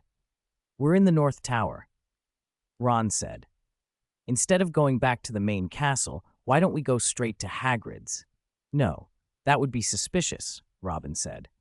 We need to go back into the castle, make it look like we're simply returning to the dormitory, then leave the common room without anyone noticing. But the castle gates are closed, and there are guards outside. Even if we wear the invisibility cloak, our bodies are still physically present, Harry objected. Hermione's face brightened. Teachers can come and go. We could slip out with a professor. That's easier said than done, Ron muttered. What are the odds we'll find someone leaving right when we need them? If there's no opportunity, make one, Hermione said briskly. She padded to the window and with a practiced flick, tossed a thick book into the empty Muggle Studies exam room below. There, that'll get someone's attention. Let's go back to the main castle. 252. Visiting the half-giant, weird bracelet. As everyone ate in the Great Hall, Hermione slipped away and crouched behind the staff dining area. Her eyes sparkled as she watched Professor Charity Burbage, the Muggle Studies teacher, and spoke in a soft, pleading voice. When Professor Burbage finally nodded, Hermione ran back to the Gryffindor table, grinning. It's done. Around 7:30, she'll leave the castle and go to the North Tower to help me find my lost textbook. She'll return it to me at breakfast tomorrow. After dinner, the four of them lingered in the common room until yawns gave them away. They wanted to go to bed. As they passed through the door that led toward the dormitories, they forgot to close it. 15 minutes later, the portrait slid forward and back into place. The fat lady looked bewildered. She had not seen anyone slip out through her hole. The four of them slipped past the patrolling troll, reached the staircase, and tiptoed down to the first floor. They waited behind the entrance hall door. After more than 10 minutes, Charity Burbage, gray-haired and careful, walked to the castle entrance and pushed open the heavy oak door. They slid through the crack onto the platform at the top of the stone steps and watched her straighten her robes against the night breeze and walk off toward the North Tower.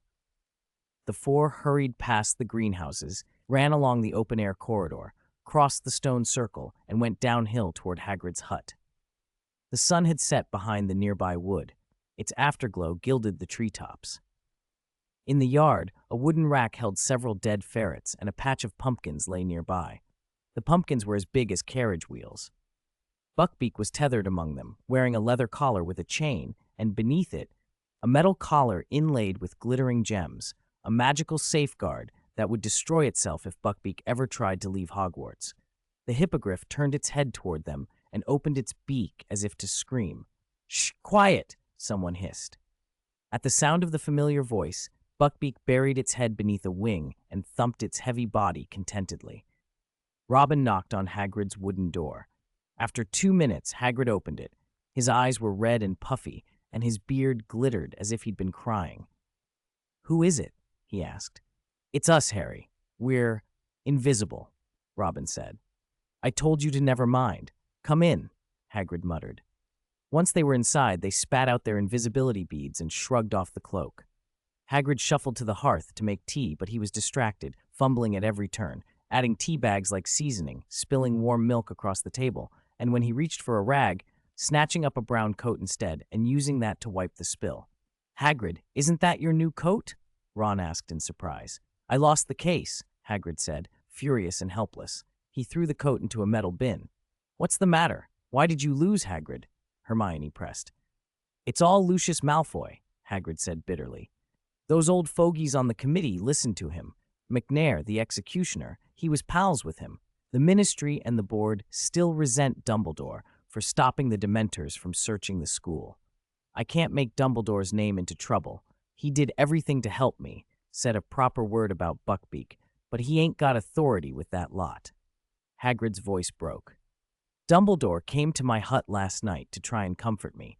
Said sometimes things are for the best. Whatever happens, I should face it calm. And he sent a note this afternoon by Fawkes. Said he'd be around soon to keep me company. Dumbledore's a great man." "Why not take Buckbeak into the Forbidden Forest?" Robin suggested.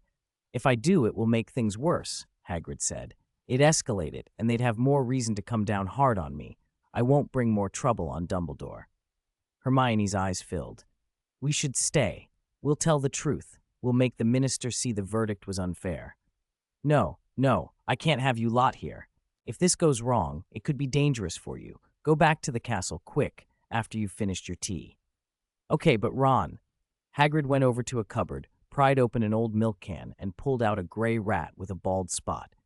"Scabbers, I knew you were still alive." Ron took Scabbers and rubbed his cheek against the rat's fur. "I'll look after him," Ron promised. "Scabbers, don't move. There aren't any cats here, and no Sirius Black." Scabbers began to struggle and bare its yellowing teeth, trying to bite. Harry moved forward to help Ron calm the rat. At that moment, the ceramic pot on the small table cracked and shattered. Grain spilled everywhere, and Scabbers squeaked and thrashed. Harry grabbed the rat's tail and back legs. Ron held its neck, and Hermione dug through the spilled grain. Her hand closed over a damp, stony snail shell that should not have been in the pile. She looked up, puzzled. Something hard and cold hit the back of Robin's head with a sharp thunk. "Hiss!" he exclaimed. He bent to pick up the thing that had struck him. It was a dark green bracelet, spiky like the inside of a porcupine, with grooves on the outside, filled with a shimmering, flowing golden liquid. Robin looked out into the yard. No one was hiding among the pumpkins or the woods, but on the path below, he saw Cornelius Fudge and his party walking down toward Hagrid's hut. "They're here," Robin warned. "Quick, go. You shouldn't be here now. If you're found, it'll cause serious trouble, especially for you, Harry." Hagrid's face went pale. He herded them toward the back door. "No, I want you to stay. But I can't risk you watching. No, get out of here." "Fudge," a high voice called from beyond the front door. "We're here." Hagrid practically pushed them out the back. Robin and Hermione held their invisibility beads between their teeth, while Harry and Ron squeezed under the invisibility cloak. They slipped through the back doorway. The back door creaked shut, and Hagrid bolted it. They stood on the small stone platform outside and watched as Hagrid opened the front door to welcome Fudge and his companions in for tea.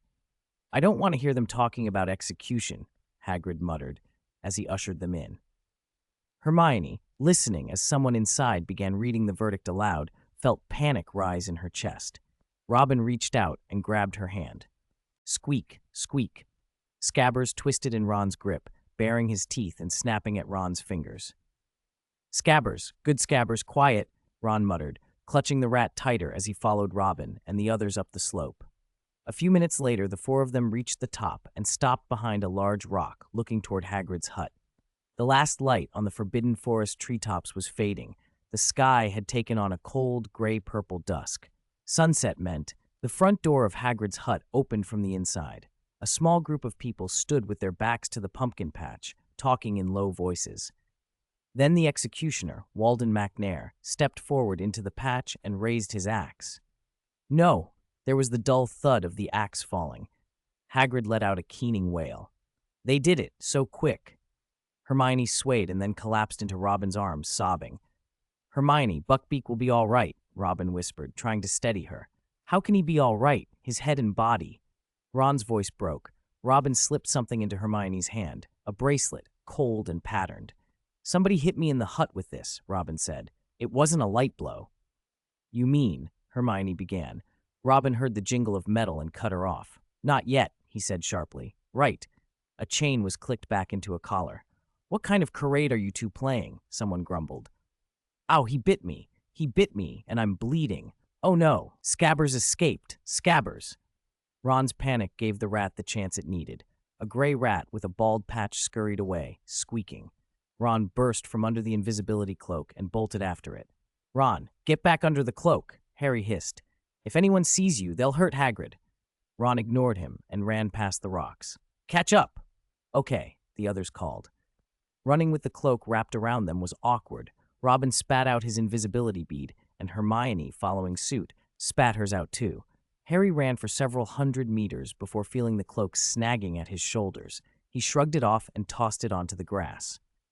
The three of them rounded a big pine and saw Ron tackle Scabbers to the ground, pinning him by the scruff.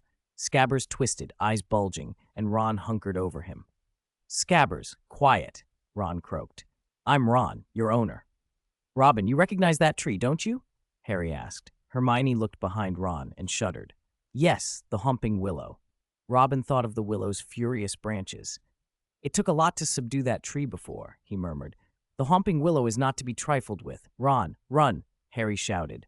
Ron looked up in confusion, then horror washed over his face. He jabbed a shaking finger behind them. Harry, run, all of you, run. They turned and saw, standing beside the pine, a shaggy black dog the size of a small bear, its eyes gray and unblinking. It's an omen, run, Ron cried, voice high with terror. With the Whomping Willow in front of them and the dog at their backs, they didn't have time to think before the dog sprang. It snarled, leapt up over their heads, and landed between them. In a single savage motion, it lunged at Ron, clamping onto his lower leg and dragging him toward the tree roots like he was nothing but a rag doll. Save me, quick, help me! Ron screamed, clinging to Scabbers even as he was hauled toward the gaping hollow at the base of the willow. The dog's neck flexed, pulling Ron's leg into the root system. He thrashed and flailed, but the animal's strength was several times his. With a terrible whoosh, he was pulled into the tree roots, his screams muffled as he vanished underground. The Whomping Willow's branches whipped and swayed. A thick limb, as wide as a bucket and bristling with hundreds of finger-thick twigs, lashed toward the three of them. Robin yanked Harry and Hermione back 3 paces, and they ducked, the limbs sweeping past with a crack. We have to go get a professor, Hermione panted. We can't get him out without help. No, Harry said. There's no time. That dog is huge. It'll eat Ron. I'll do it. I know the willow's weakness. Robin moved before they could argue, his body coiling like a snake. He activated his serpentine movement, weaving through the whipping branches, and slid down toward the exposed roots. He reached up and pressed his hand to a knotted wart on the trunk. For a heartbeat, the tree froze, as if someone had hit pause. Not a leaf trembled. The wind died. Robin, how did you? Hermione whispered. I saw Professor Sprout do this, he said. Move quickly. Harry and Hermione pushed aside the hanging roots and squeezed into the hollow. As Robin descended, a thin branch the width of a strand of pasta spiraled toward him inside the root-laced tunnel. It twined around his collar and probed downward. Before it reached what Robin thought was the wrong place, he yanked it free. The twig shivered a few times, then curled back into its original position. Robin slid down the dirt slope to the very bottom of the passage. Harry peered into the low, dark tunnel. I saw this on the Marauders map, he said. It goes past the map's edge, but the direction is Hogsmeade. The end, Hermione frowned. I have a guess where it might open, but I hope I'm wrong. We'll see when we get there, Robin said. Their wands lit weakly, and the three of them hunched and walked.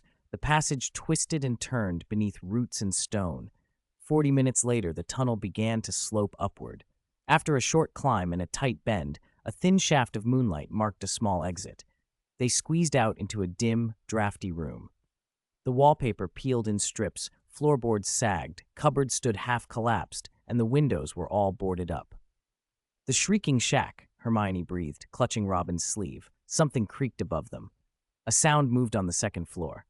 "Let's go up," Harry said. They stepped through the heavy wooden door into a narrow hallway and saw dust-scoured paw prints the size of a hand along the stairs, dragging marks scrawled upward. The three of them climbed the staircase slowly, every footfall careful. Reaching the second-floor landing, they heard muffled groans through a broken door. Robin exchanged a look with Harry and Hermione, then kicked the door open.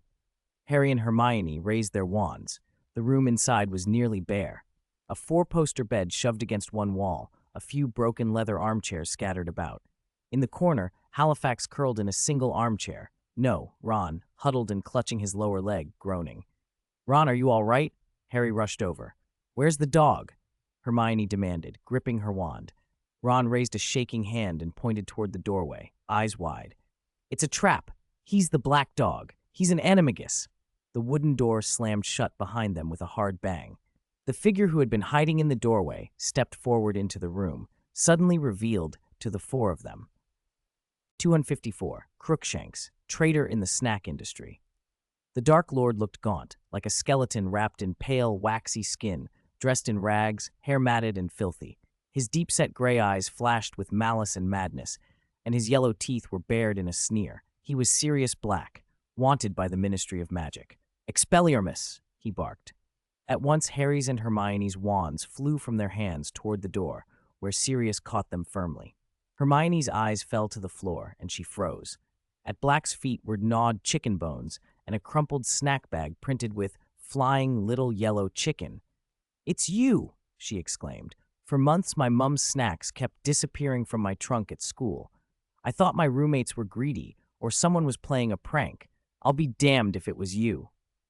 "How did you get into the girls' dormitory?" Harry demanded. "Besides the portrait hole, there is magic on the stairs. Males can't get in." Sirius, holding Ron's wand, waved it casually toward the four-poster. The curtains rustled up, and a big cat was revealed, contentedly licking its paws on the bed. "Crookshanks!" The cat heard its name, mewed, jumped down, and with an elegant flick of its tail, landed at Black's feet. Ron blinked in outrage. "Traitor! Hermione, your cat's a traitor," he said. "Harry, I thought you'd never abandon your friends."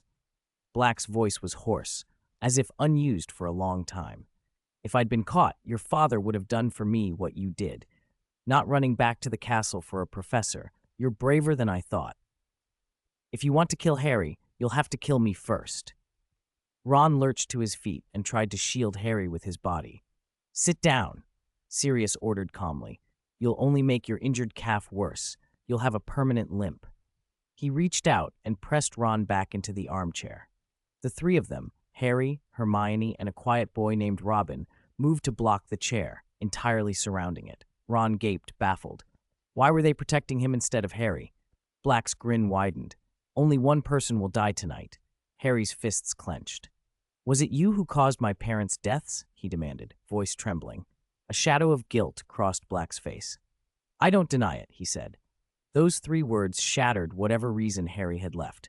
He lunged for Sirius, grabbed his wrist, and slammed his shoulder into Black's chest. Sirius staggered back until his spine hit the stone wall with a thud. 3 wands sparked, then fell from the air to the floor. Harry swung wildly. Black did not fight back. He threw his head back and laughed instead. Crookshanks tried to dart in to stop Harry, but Robin held him back. The idea of beating Black, who had tormented Harry for so long, was almost a comfort. Hermione seized the moment, scooped up the 3 fallen wands, and handed the holly wand back to Harry. Black slid down the wall, his left eye already bruised, blood at the corner of his mouth, his gaunt chest rising and falling. Harry seized Black by the collar with his left hand and leveled his wand at Black's chest with the right. His green eyes swam with murderous intent. Suddenly, Crookshanks wriggled free from Robin and darted between Harry's holly wand and Black's heart. The cat's claws dug into Black's coat, and it refused to be pushed away. Harry glared down at the small, stubborn cat. Black? Anything else you want to say? Sirius laughed, a mad, rasping sound, and reached to shove the cat aside, but Crookshanks held firm. Harry, Black said, voice oddly calm, are you really going to kill me? At that instant, the door burst open, and Professor Lupin glided into the room with his wand raised. Hermione breathed a thrilled, relieved cry. Professor, quick, she began.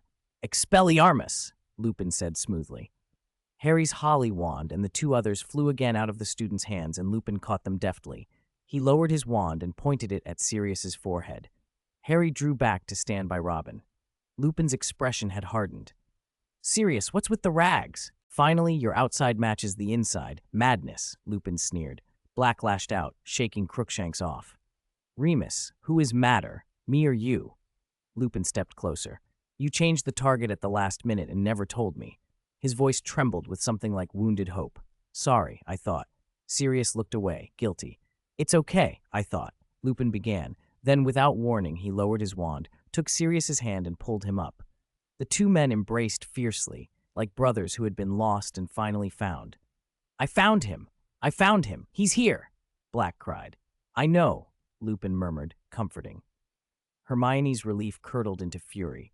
She hadn't expected the professor she and the others admired to be conspiring with Sirius. You're his friend? I told you things. I trusted you. I'm not, Lupin started. Don't listen to him. He's a werewolf. That's why he misses class sometimes, someone snapped. Harry's eyes widened. Ron made a fearful sound. Robin, unusually calm, watched Lupin with a steady look.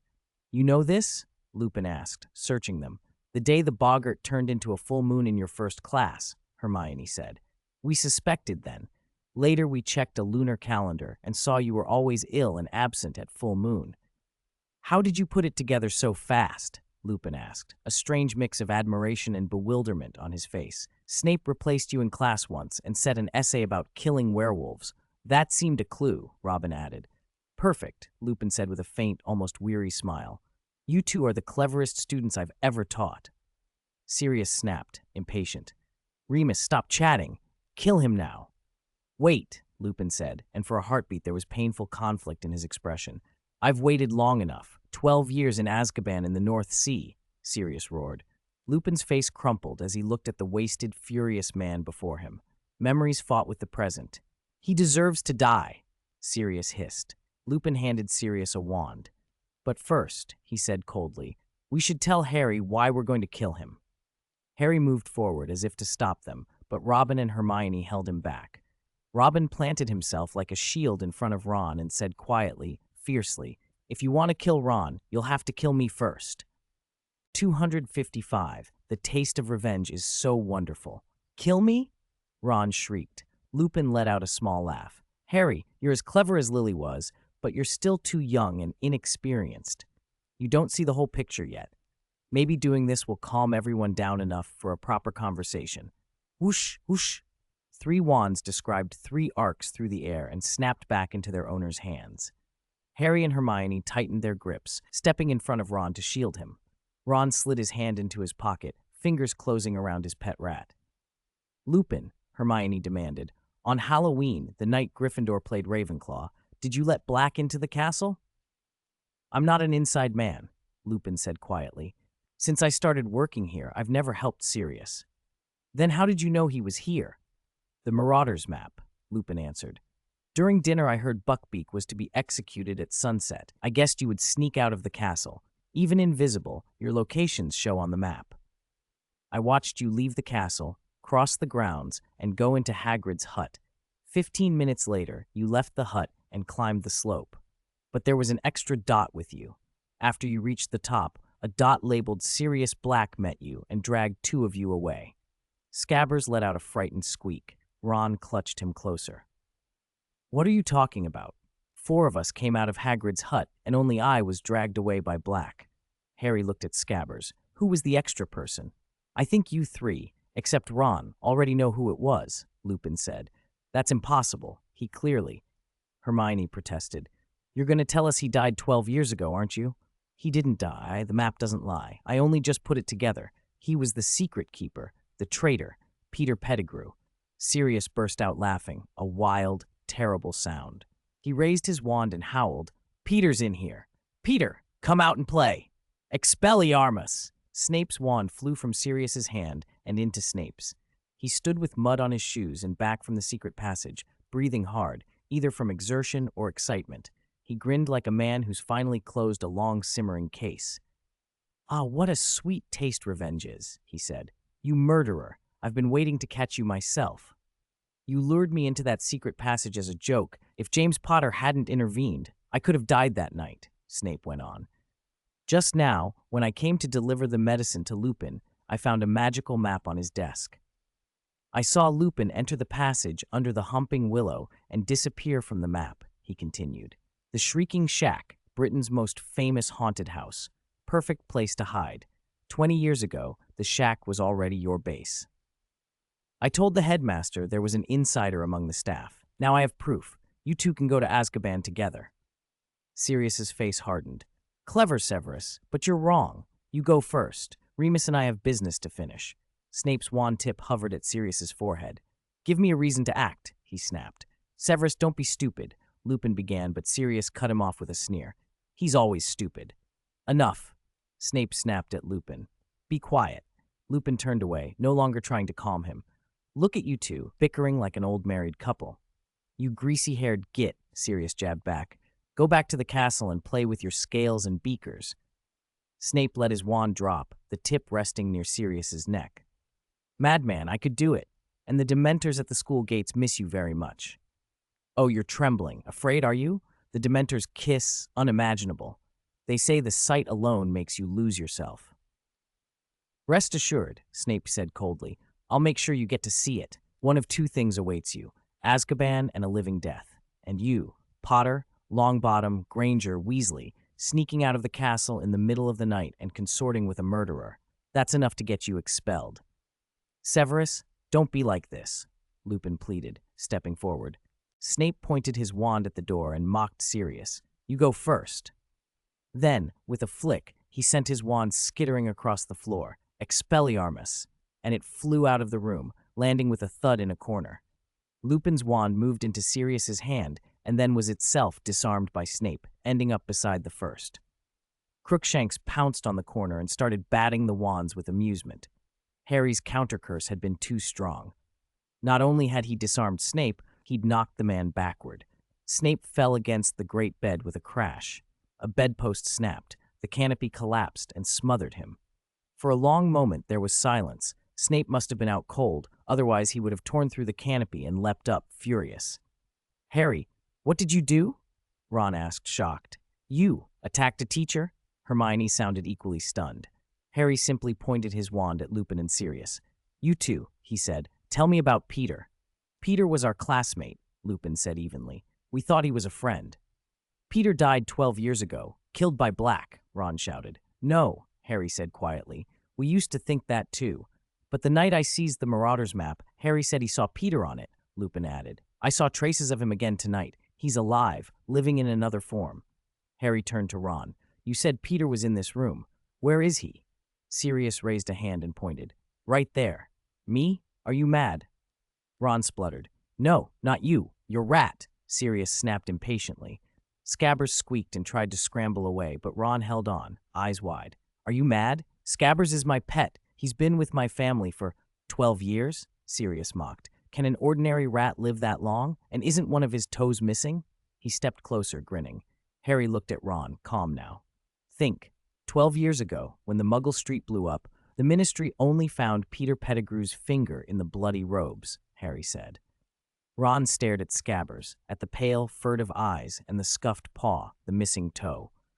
The small animal looked back, nothing more than a rat to anyone else, but the room felt very still, everything waiting to see whether Ron would understand. Sirius Black's eyes shone with something like admiration. "Back then, after James and Lily died, I suspected Peter was the traitor. I chased him onto a Muggle street. He screamed, and the Muggles thought I was the murderer. He cast an exploding charm," Sirius went on, "killing a dozen Muggles.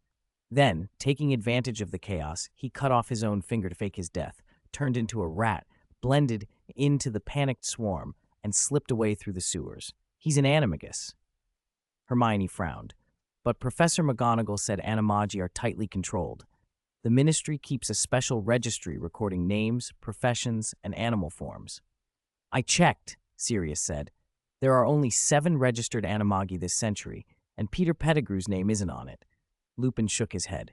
Hermione, you're very clever, but you trust records too much. There are animagi the Ministry doesn't know about, like Peter, like Sirius, like James. Sirius's voice softened. The Whomping Willow, the secret passage, the shrieking shack, they were all set up for me. When I was at Hogwarts, every full moon Madame Pomfrey used to take me to the shrieking shack to transform. When I turned, he said, I'd scratch and bite and howl. It caused such trouble the villagers thought a violent ghost lived in that shack, and Dumbledore let the rumor spread. Those school years were painful because of the transformations, but most of the time they were happy. I had 3 good friends, James Potter, Peter Pettigrew, and Remus. He smiled at Lupin. They found out why I vanished once a month. To make things easier for me, they learned to become animagi. It was hard. It took them 3 years. By their 5th year, they had it down. They could change at will. How did their animagus training help you? Hermione asked, puzzled. Sirius explained. Werewolves, when they change, attack indiscriminately. But if they meet animals, they're much more restrained. Every full moon, the 3 of them would sneak out of the castle, transform, and get to the Whomping Willow. Peter was smallest. He'd crawl in the grass to the tree roots, press the knot to hold the willow at bay, and then they'd slide down the passage to the shrieking shack and fetch me. It was strange. When I was in wolf form and they were with me, my head felt clearer. I didn't just slash and bite. We'd leave the shack and wander around the school and the village to familiarize ourselves with every place.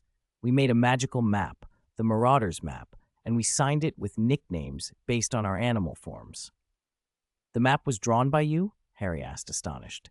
Yes. Sirius's grin was quick and wicked. When I turned into a black dog, my paws were huge, so I signed as Padfoot. Peter turned into a rat and had a long tail, so he was Wormtail. James became a stag with antlers, so he was Prongs. Harry turned his head slightly and looked at Sirius. You escaped Azkaban because of Peter Pettigrew? Exactly. Sirius's face went hard. I saw the Weasley family's photograph in the paper Fudge was holding. How could I forget the face of the one who ruined my life? I saw the rat on the red-haired boy's shoulder at once. Ron's curiosity got the better of him. They say prisoners in Azkaban go mad, almost all of them. How did you keep your mind? And how did you get out? Sirius grinned. I found a loophole. Dementors suck out a wizard's happy memories and force them to relive their worst pains. But I knew I was innocent. The disappearance of Peter, the lack of a struggle at the house, James and Lily's deaths, those aren't happy memories. The Dementors couldn't take them from me. By clinging to those sad, painful memories, by recalling school days with all the sorrow and hurt, I could snatch memories back, and that helped me keep my sanity and some of my magic. Of course, there were bad times when several Dementors fed together. I learned to become a dog and curl up in a corner of my cell. When I was a dog, my thoughts and behavior grew more dog-like. Dementors identify people by what they perceive. With my mind emptied of happiness and my emotions flat, I wasn't unlike the other prisoners who were losing themselves. When they couldn't feed, they'd drift away. But I was weak. I had no wand and only scraps of power left. Every time I defended myself, I used up most of it. That photograph showed me Peter's plan. By getting into a pure-blood wizard family, he could listen and watch for signs the Dark Lord was returning. By becoming a pet to a boy the right age, he could come and go at Hogwarts. He must have guessed Dumbledore would admit Harry. The moment the dark forces rose again, he could pledge himself. Because of his role as secret keeper and how the Dark Lord fell, the Death Eaters thought he might have been a double agent. But if he wanted back in, he needed a pledge, Harry Potter. I didn't break out of Azkaban only to kill Peter. I broke out to protect Harry. That thought, he's at Hogwarts, go kill him, burned in me. It was something the Dementors couldn't touch. It was like a pine oil fire that blazed brighter and cleared my head, brought back my magic. When the prison door opened to bring food, I turned into a dog and slipped out. Dementors identify people by perception, and as long as my mind was utterly blank, It was hard for them to notice movement in the corridor. When I'm a dog, I'm big but thin. I squeezed through the bars. I jumped into the North Sea, swam west, landed in northern Scotland, then ran south to the Dursleys to see how you were doing. Harry's eyes went wide. So the dog shape I saw in that dark alley the night Aunt Marge swelled up when I left the Dursleys with my trunk, that was you? Yes. After I saw you climb onto the night bus, I headed north again. I knew you and Peter would go to Hogwarts on September 1st. After I got here, I lived in the Forbidden Forest, eating wild berries and spiders. When I met Crookshanks, he often brought me roasted chicken legs. He's the smartest cat I've ever met. He saw at once that I wasn't a dog, and he saw straight away that Scabbers wasn't a rat. He knew I wanted to catch Scabbers, so he tried to bring the rat to me. But that Weasley boy, you protected the rat too closely. Crookshanks told me about the blood stains on the sheets. I know Peter. He wants to use the same trick again. 12 years ago, he faked his death to frame me. Now he wants to fake his death to frame a cat. Later, Crookshanks slipped into the boys' dormitory and stole a password book. I heard that boy was severely punished and lives in fear every day. Please tell him I'm sorry. Crookshanks, you really are a busy cat, Hermione said helplessly. Crookshanks nudged the wand under the bed and contentedly started cleaning his paws. How do you prove that Scabbers is Peter Pettigrew? Harry asked. We can cast a spell to force him to reveal his true form. Sirius moved forward. Ron held Scabbers tightly in both hands, frantic. What are you going to do? He's not Peter. He's Scabbers. He's my rat. Don't touch him. Ron grabbed Hermione and retreated 2 steps to the right. Seeing this, Harry stepped back a few paces to the left. The battered armchair, the panicked Ron, and the squealing rat were now completely in Sirius's line of sight. Give him to him, Ron, Harry urged. No, I won't. Give Scabbers back to me. Don't let Sirius's gaunt skeletal appearance fool you. His strength was astonishing. In a flash, he snatched Scabbers from Ron's hands. You lunatic. Let go of Scabbers. What are you going to do to him? Remus, hold him for me, Ron roared. Lupin stepped forward, took Scabbers, and moved to the center of the room. Sirius raised his wand. 1, 2, 3. A blue light shot from the tip of the wand and struck Scabbers' head. Lupin dropped him. Scabbers twisted and flailed as he fell. Scabbers! Boo-hoo! My Scabbers! Ron tried to lunge forward, but Hermione and Harry pushed him back into the armchair. With Ron's anguished cries ringing in the room, Scabbers hit the floor.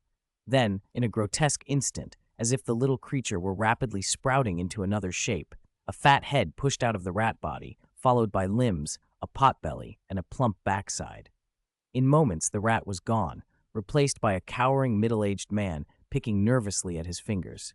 He was short and fat, with sparse, greasy hair and a large bald patch, buck teeth, and an unwashed look as if he hadn't bathed in years. He hunched his shoulders, his watery eyes darting constantly toward the doorway.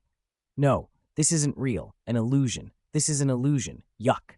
Peter spread his arms, a look of reunion brightening his face. Remus, Sirius, my old friends. He spun toward the door and tried to run, but Sirius caught him by the scruff and hauled him back. Peter's eyes widened. He glanced at Harry. Harry, you look so much like your father, James, my best friend. Sirius stepped forward to stand between them. How dare you speak to Harry? How dare you mention James? Peter tried to bolt again. Lupin moved to block him. You were the secret keeper. You told Voldemort where James and Lily were hiding, didn't you? I didn't mean to.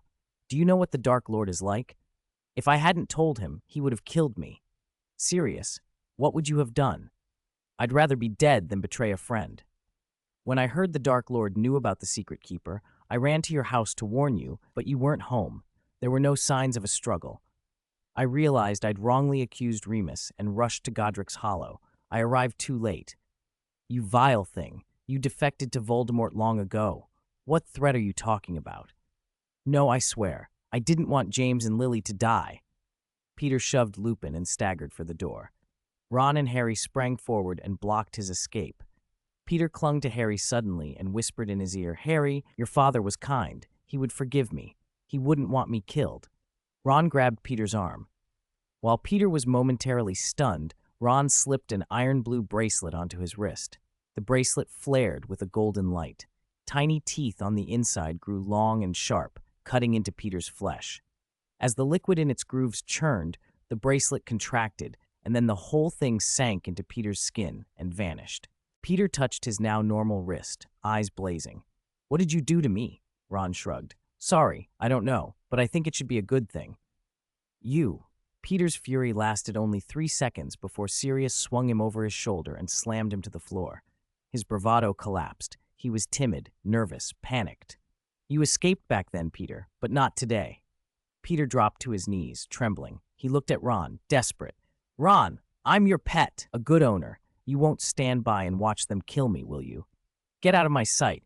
Don't you dare show your face to me. You're repulsive."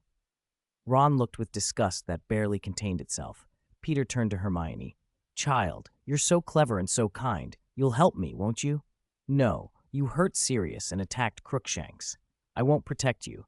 Peter looked at Sirius, mouth opening slightly before closing again. "Sirius, I wasn't brave. I had no choice. If I hadn't spoken, the Dark Lord would have killed me." "Heh. Still talking nonsense." "Peter, you're a sycophant. At school, you attached yourself to James and me. After graduation, you attached yourself to Voldemort. When Voldemort fell, you pretended to be dead because you were afraid of being hunted. Now, with signs that he's returning, you'll leap to pledge allegiance again. Peter, you've gotten 12 extra years. It's time to say goodbye. Farewell, Peter." Sirius raised his wand and aimed it at Peter's heart. "No, don't kill him." Harry stepped forward. "Harry, he's a murderer. He killed your parents," Lupin said, bewildered. "I know," Harry replied, "but take him to the castle." Harry's eyes were steady. Thank you so much," Peter blurted, grabbing at Harry's trouser leg in gratitude. "Stay away from me."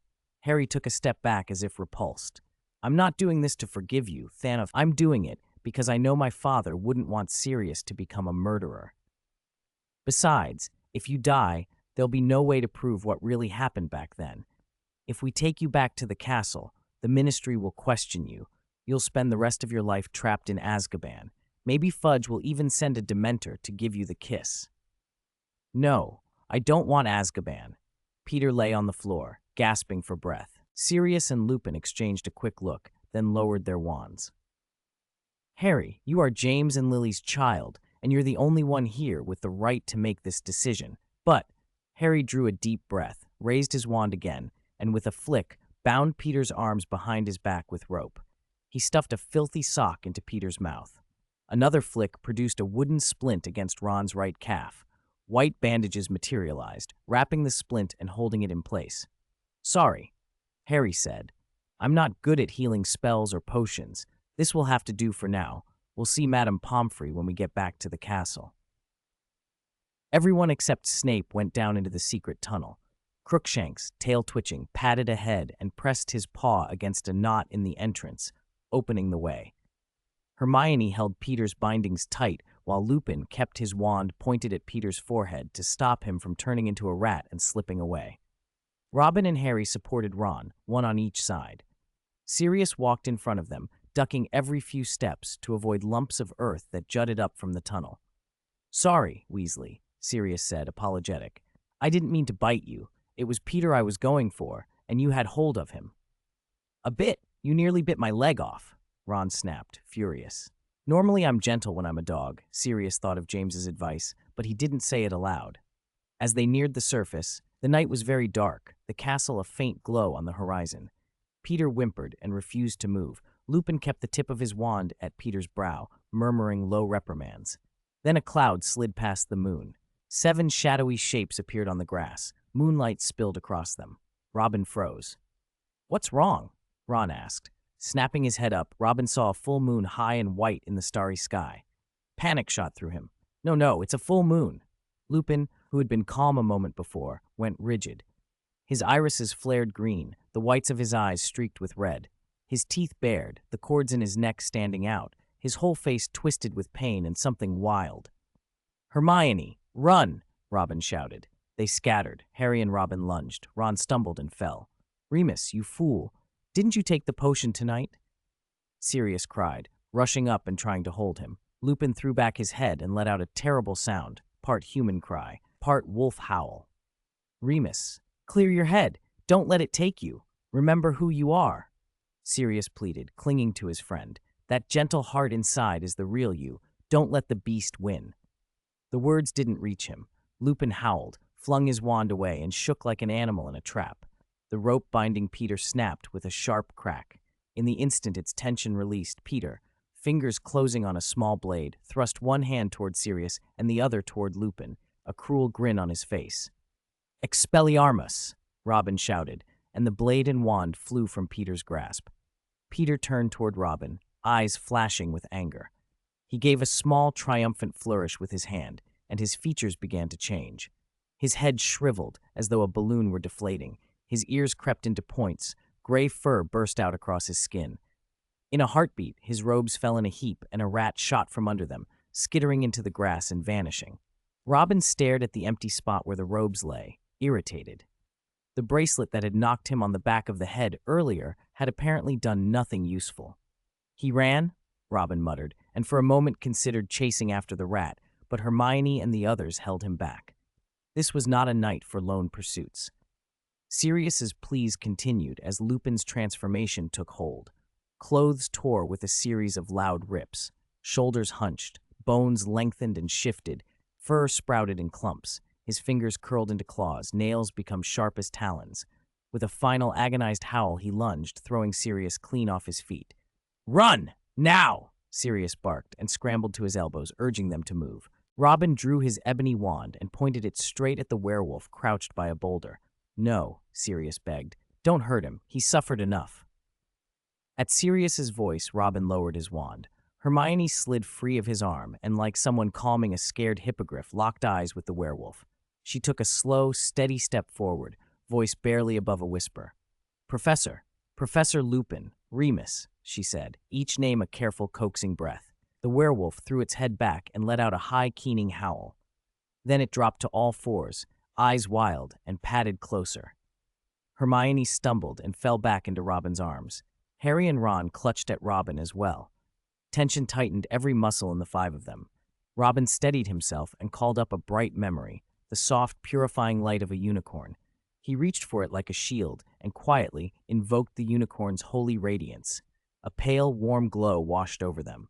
The ferocity in the werewolf's eyes dimmed, as if someone had blown out a candle. The animal shivered, looked toward the forbidden forest, and as if remembering something urgent, began to move in that direction. Before it could bolt among the trees, a figure sprang from the shadows and planted himself between the creature and the forest. "Tsk," Snape said in a low, cutting voice. "Sneaking out of the castle in the middle of the night, cavorting with a murderer, assaulting a professor. This time even the headmaster may not be able to protect you." Heavy, ragged panting followed the taunt. Snape turned and saw Lupin in full wolf form. His mouth went slack, an unmistakable tremor of fear at the sight of it, but he did not flee. Instead, he spread his arms, using his own body as a shield for the students behind him.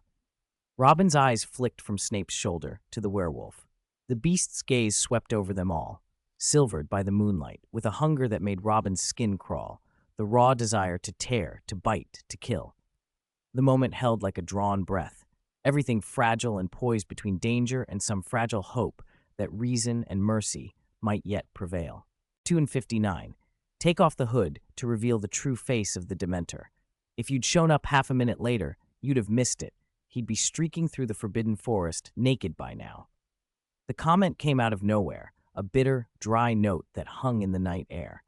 The werewolf reared its left arm, long, wicked claws catching the moonlight. It roared and swiped for Snape's neck. Suddenly, a great black dog lunged in from the side and knocked the werewolf off balance. The two animals tumbled and rolled, snarling and snapping. For a few fierce moments they bit and clawed at one another, then rolled apart, baring teeth and circling. With a flash they sprang in unison, claws, fangs, and hind legs all aimed to finish the fight. The werewolf's mind was all hunger and blood. It had no human memories left to hold it back. The black dog, however, knew what it was fighting. Sirius, unwilling to kill, was quickly overwhelmed and sent flying several meters. Victorious, the werewolf rose on all fours and stalked the five people left standing. Once more, its blood-streaked claws reached for Snape's throat. The dog charged again, sinking its teeth into the werewolf's left calf. Furious, the werewolf bent to seize the dog by the neck. The dog darted back 3 steps to evade, then sprang left and right, snapping and barking, taunting the beast. It worked. The werewolf's head twisted toward the dog, eyes blazing with the predator's hunger. The dog glanced at Harry, hesitated, then bolted to the left with a desperate pivot. The werewolf howled and gave chase. Sirius! Harry shoved Snape's arm aside and ran after the dog.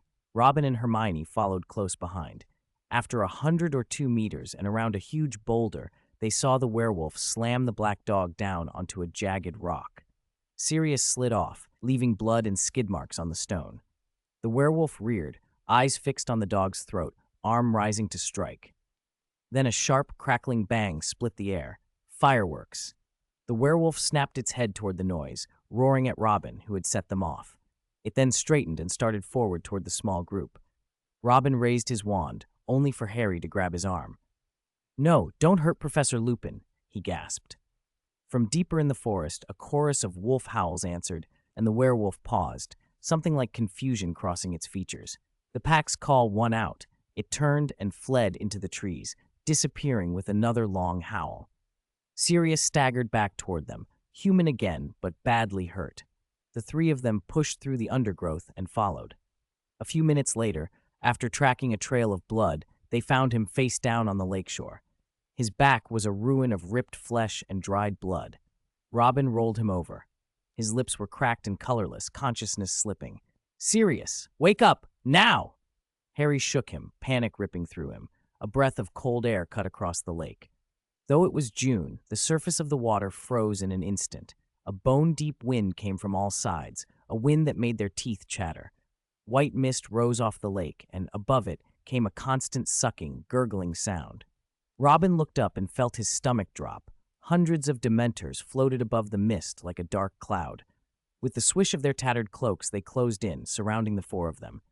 "Hermione, Harry, think of something happy now," Robin shouted. Sirius's leg twitched, his neck went rigid, and then he went limp, fainting to the stones. The Dementor wall pressed closer. Now only 3 meters separated them from the hoods. The air around them seemed to be pulled into those hoods, an audible slurping. Sirius's chest rose and fell as if something inside him were being drawn out. "Quick, cast the Patronus charm," Harry cried. They scrambled to their feet, wands up, drawing counterclockwise circles in the air. "Expecto Patronum," they shouted together. A scruffy dog, a blurry white apparition, and a beam of silvery light sprang into being and formed a trembling shield between them and the oncoming gloom. It held, barely. Their magic and will were not of the same strength. Gaps began to appear. 3 minutes later, Hermione's side of the shield shattered. Dozens of cold, scabby hands thrust through. Hermione screamed, then collapsed unconscious.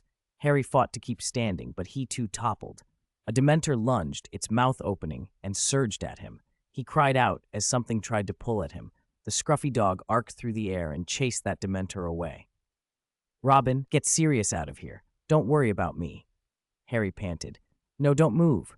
They're here for Sirius. They're going to take their hoods off." Harry glanced up and saw hands on the brims of every Dementor's hood. The hoods slid back. Their faces were worse than Harry had imagined. Gray, hairless skin stretched over sockets. There were no eyes, only pallid discs of scabbed skin where eyeballs should have been. Mouths were irregular black holes, toothless and reeking, from which the sucking, gurgling noise poured. Hundreds of those faces pressed forward. The sight alone made Harry's scalp prickle and every muscle lock in his body. The Dementors attacked in unison. The scruffy dog dissolved into white mist. Pale, bony hands found Sirius's throat, tipped back his head, and forced his mouth open. A blue-greenish light, the shimmering of his soul, was extracted. Robin and Harry watched, horror-struck. Harry lunged to shove the Dementors away, but the shore slammed up under him, and he fell. Robin raised his wand to strike, when from the far side of the lake, a blinding white light flared. 3 large figures barreled through the mist toward them. The Dementors broke and fled before them. The cold receded. The ice on the lake melted almost at once. The mist thinned, and, to their intense relief, the green-blue glow drifted back into Sirius's mouth.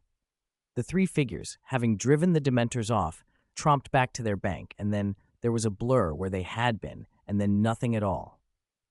Harry's eyes fluttered shut. Robin felt dizzy and pitched forward, collapsing beside Hermione. When Harry woke, it was later. He heard voices that sounded far away and clipped with official severity. Rescuing students and capturing a murderer is worthy of the Order of Merlin, 2nd class. Severus, were the injuries to you inflicted by Sirius Black? Minister, it was Potter! Severus Snape snapped. No, came another voice, sharp with disbelief. Minister, you heard Weasley, Severus went on. They were under Black's confundo and attacked me with lethal intent. They believe Black is innocent, someone else said flatly, and that Weasley's rat Scabbers was actually Peter Pettigrew in animagus form, who was thought dead 12 years ago. They claim Peter was the secret keeper, the traitor who set those muggles' deaths in motion. If a certain powerful wizard hadn't come through the Forbidden Forest and conjured the Patronus charm, driving off that group of Dementors, they would all have become soulless shells. I expended considerable effort to subdue Black and conjure stretchers to send them back to the castle hospital. On the single bed by the window, Robin's eyes snapped open. Sk! That old bat's talent for talking herself into things is really something. He rolled over and lay flat, glancing to his right. Madame Pomfrey had her back to him, leaning over Ron with a beaker. After Ron drank, he burped, his head lolled back onto the pillow, and he began to snore. To Robin's left, Hermione lay staring at the ceiling with her eyes wide open. She pressed a finger to her lips and pointed toward the ward door, which wasn't fully shut. Through the crack came the muffled voices of Fudge and Snape. "Oh, you're awake?" Pomfrey said as she took a brick-like slab of chocolate from a shelf, tapped it with a small hammer until it broke into countless coin-sized pieces, and arranged them on trays at the head of each bed. When Robin sat up, he noticed Harry, beside Hermione, was already awake. The hospital chocolate seemed specially prepared. Any bitter edge was gone, and it was smooth and rich. 2 or 3 pieces, and the room's lingering dizziness was cut by more than half. "Don't worry, Black's been caught, and a Dementor will give him the kiss any moment now," Pomfrey murmured as she mixed an invigorating draught. Harry, too shocked to stay in bed, rolled out. "Minister, I need to see the minister. They've caught the wrong person." Urgent footsteps thudded from the corridor. The ward door creaked wide. Fudge, triumphant, and Snape, with a half-smirk, barged into the general ward side by side. "Minister, Sirius is innocent. Peter is the secret keeper. He's the traitor.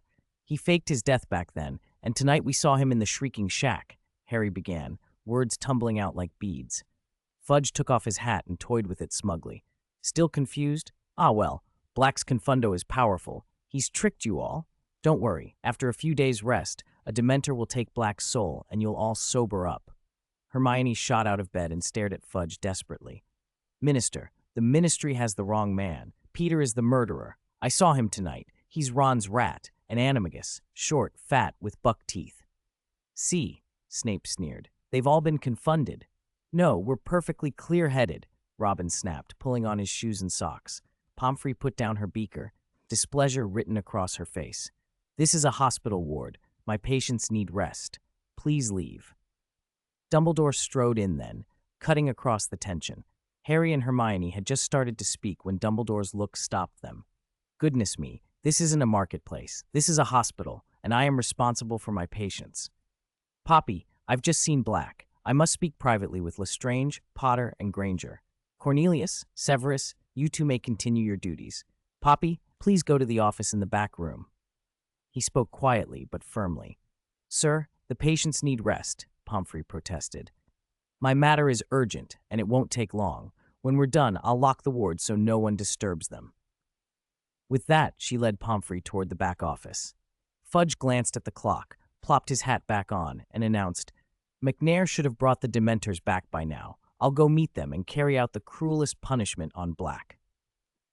He started for the door, hesitated, and looked at Snape, who stood frozen. "Severus, Black must have told you it was Peter, right? Do you believe him?" Fudge asked. "Severus, I need to speak with Robin, Harry, and Hermione alone," Dumbledore said without invitation. Snape stalked off in a huff. Fudge shut the door behind him as he left. Dumbledore turned to the 3 pupils. "You must stop them. They've arrested the wrong man, Hermione cried, lunging toward Dumbledore. That's right, Sirius is innocent, Harry echoed. The spying, the betrayal, the murder, it was all Scabbers. Ron's rat is an illegal animagus. Hermione spoke rapidly. The point is, Dumbledore raised a hand to cut them off. Listen, the testimony of underage wizards carries little weight. But the Ministry has a pile of Muggle testimony saying the explosion was caused by Sirius, and I already told them he was the Potter's secret keeper. Lupin can, Robin began. Remus? Dumbledore interrupted. He's out in the Forbidden Forest, running wild. He can only howl like a werewolf, not speak coherently. By the time he is lucid, the Dementor's kiss will likely have already been administered. Werewolves aren't trusted by most wizards, and his relationship with Black raises questions in others' minds. Professor, what we're saying is true. Please believe us, Harry pleaded. I do believe you, Dumbledore said, but belief isn't always enough. I cannot make others see the truth for me, nor can I sway Minister Fudge's judgment. Time is a strange thing, immensely powerful, but dangerously delicate to tamper with. He glanced at the clock. His blue eyes shone. Sirius is being held in the West Tower, 13th window from the right, which is Professor Flitwick's office. You know the rules, Miss Granger. You must not be seen. I trust you will complete the task perfectly. The consequences would be grave otherwise. If you succeed, you will spare more than one innocent life. I believe 3 turns should be enough. Dumbledore stepped toward the door. Oh, and when I can't decide, I retrace my steps. Good luck. The door shut with a bang. Dumbledore clinked chains as he locked it. What does 3 turns mean? Harry asked, puzzled. Hermione glanced at the clock, 5 minutes to 10:30, then reached inside her collar. Come closer, she whispered. Robin obeyed. Hermione drew out a thin chain. A circular ring dangled at the end, its 2 faces covered with glass, and within that hollow, a tiny hourglass. What is this? Robin asked. Harry, stop asking so many questions. Hermione threaded the chain around Robin's and Harry's necks as well, then fixed her gaze and turned the tiny hourglass 3 times. Robin's ears throbbed, his head spun as if on a roller coaster. Colors and shapes blurred into streaks of light and afterimages. For about 30 seconds, everything rushed past in a dizzy rush, then cleared. The throb faded, the world steadied. Golden sunlight slanted through the windows and fell across the 3 of them. The ward was empty, and Ron, who had been snoring on the single bed by the window, was gone.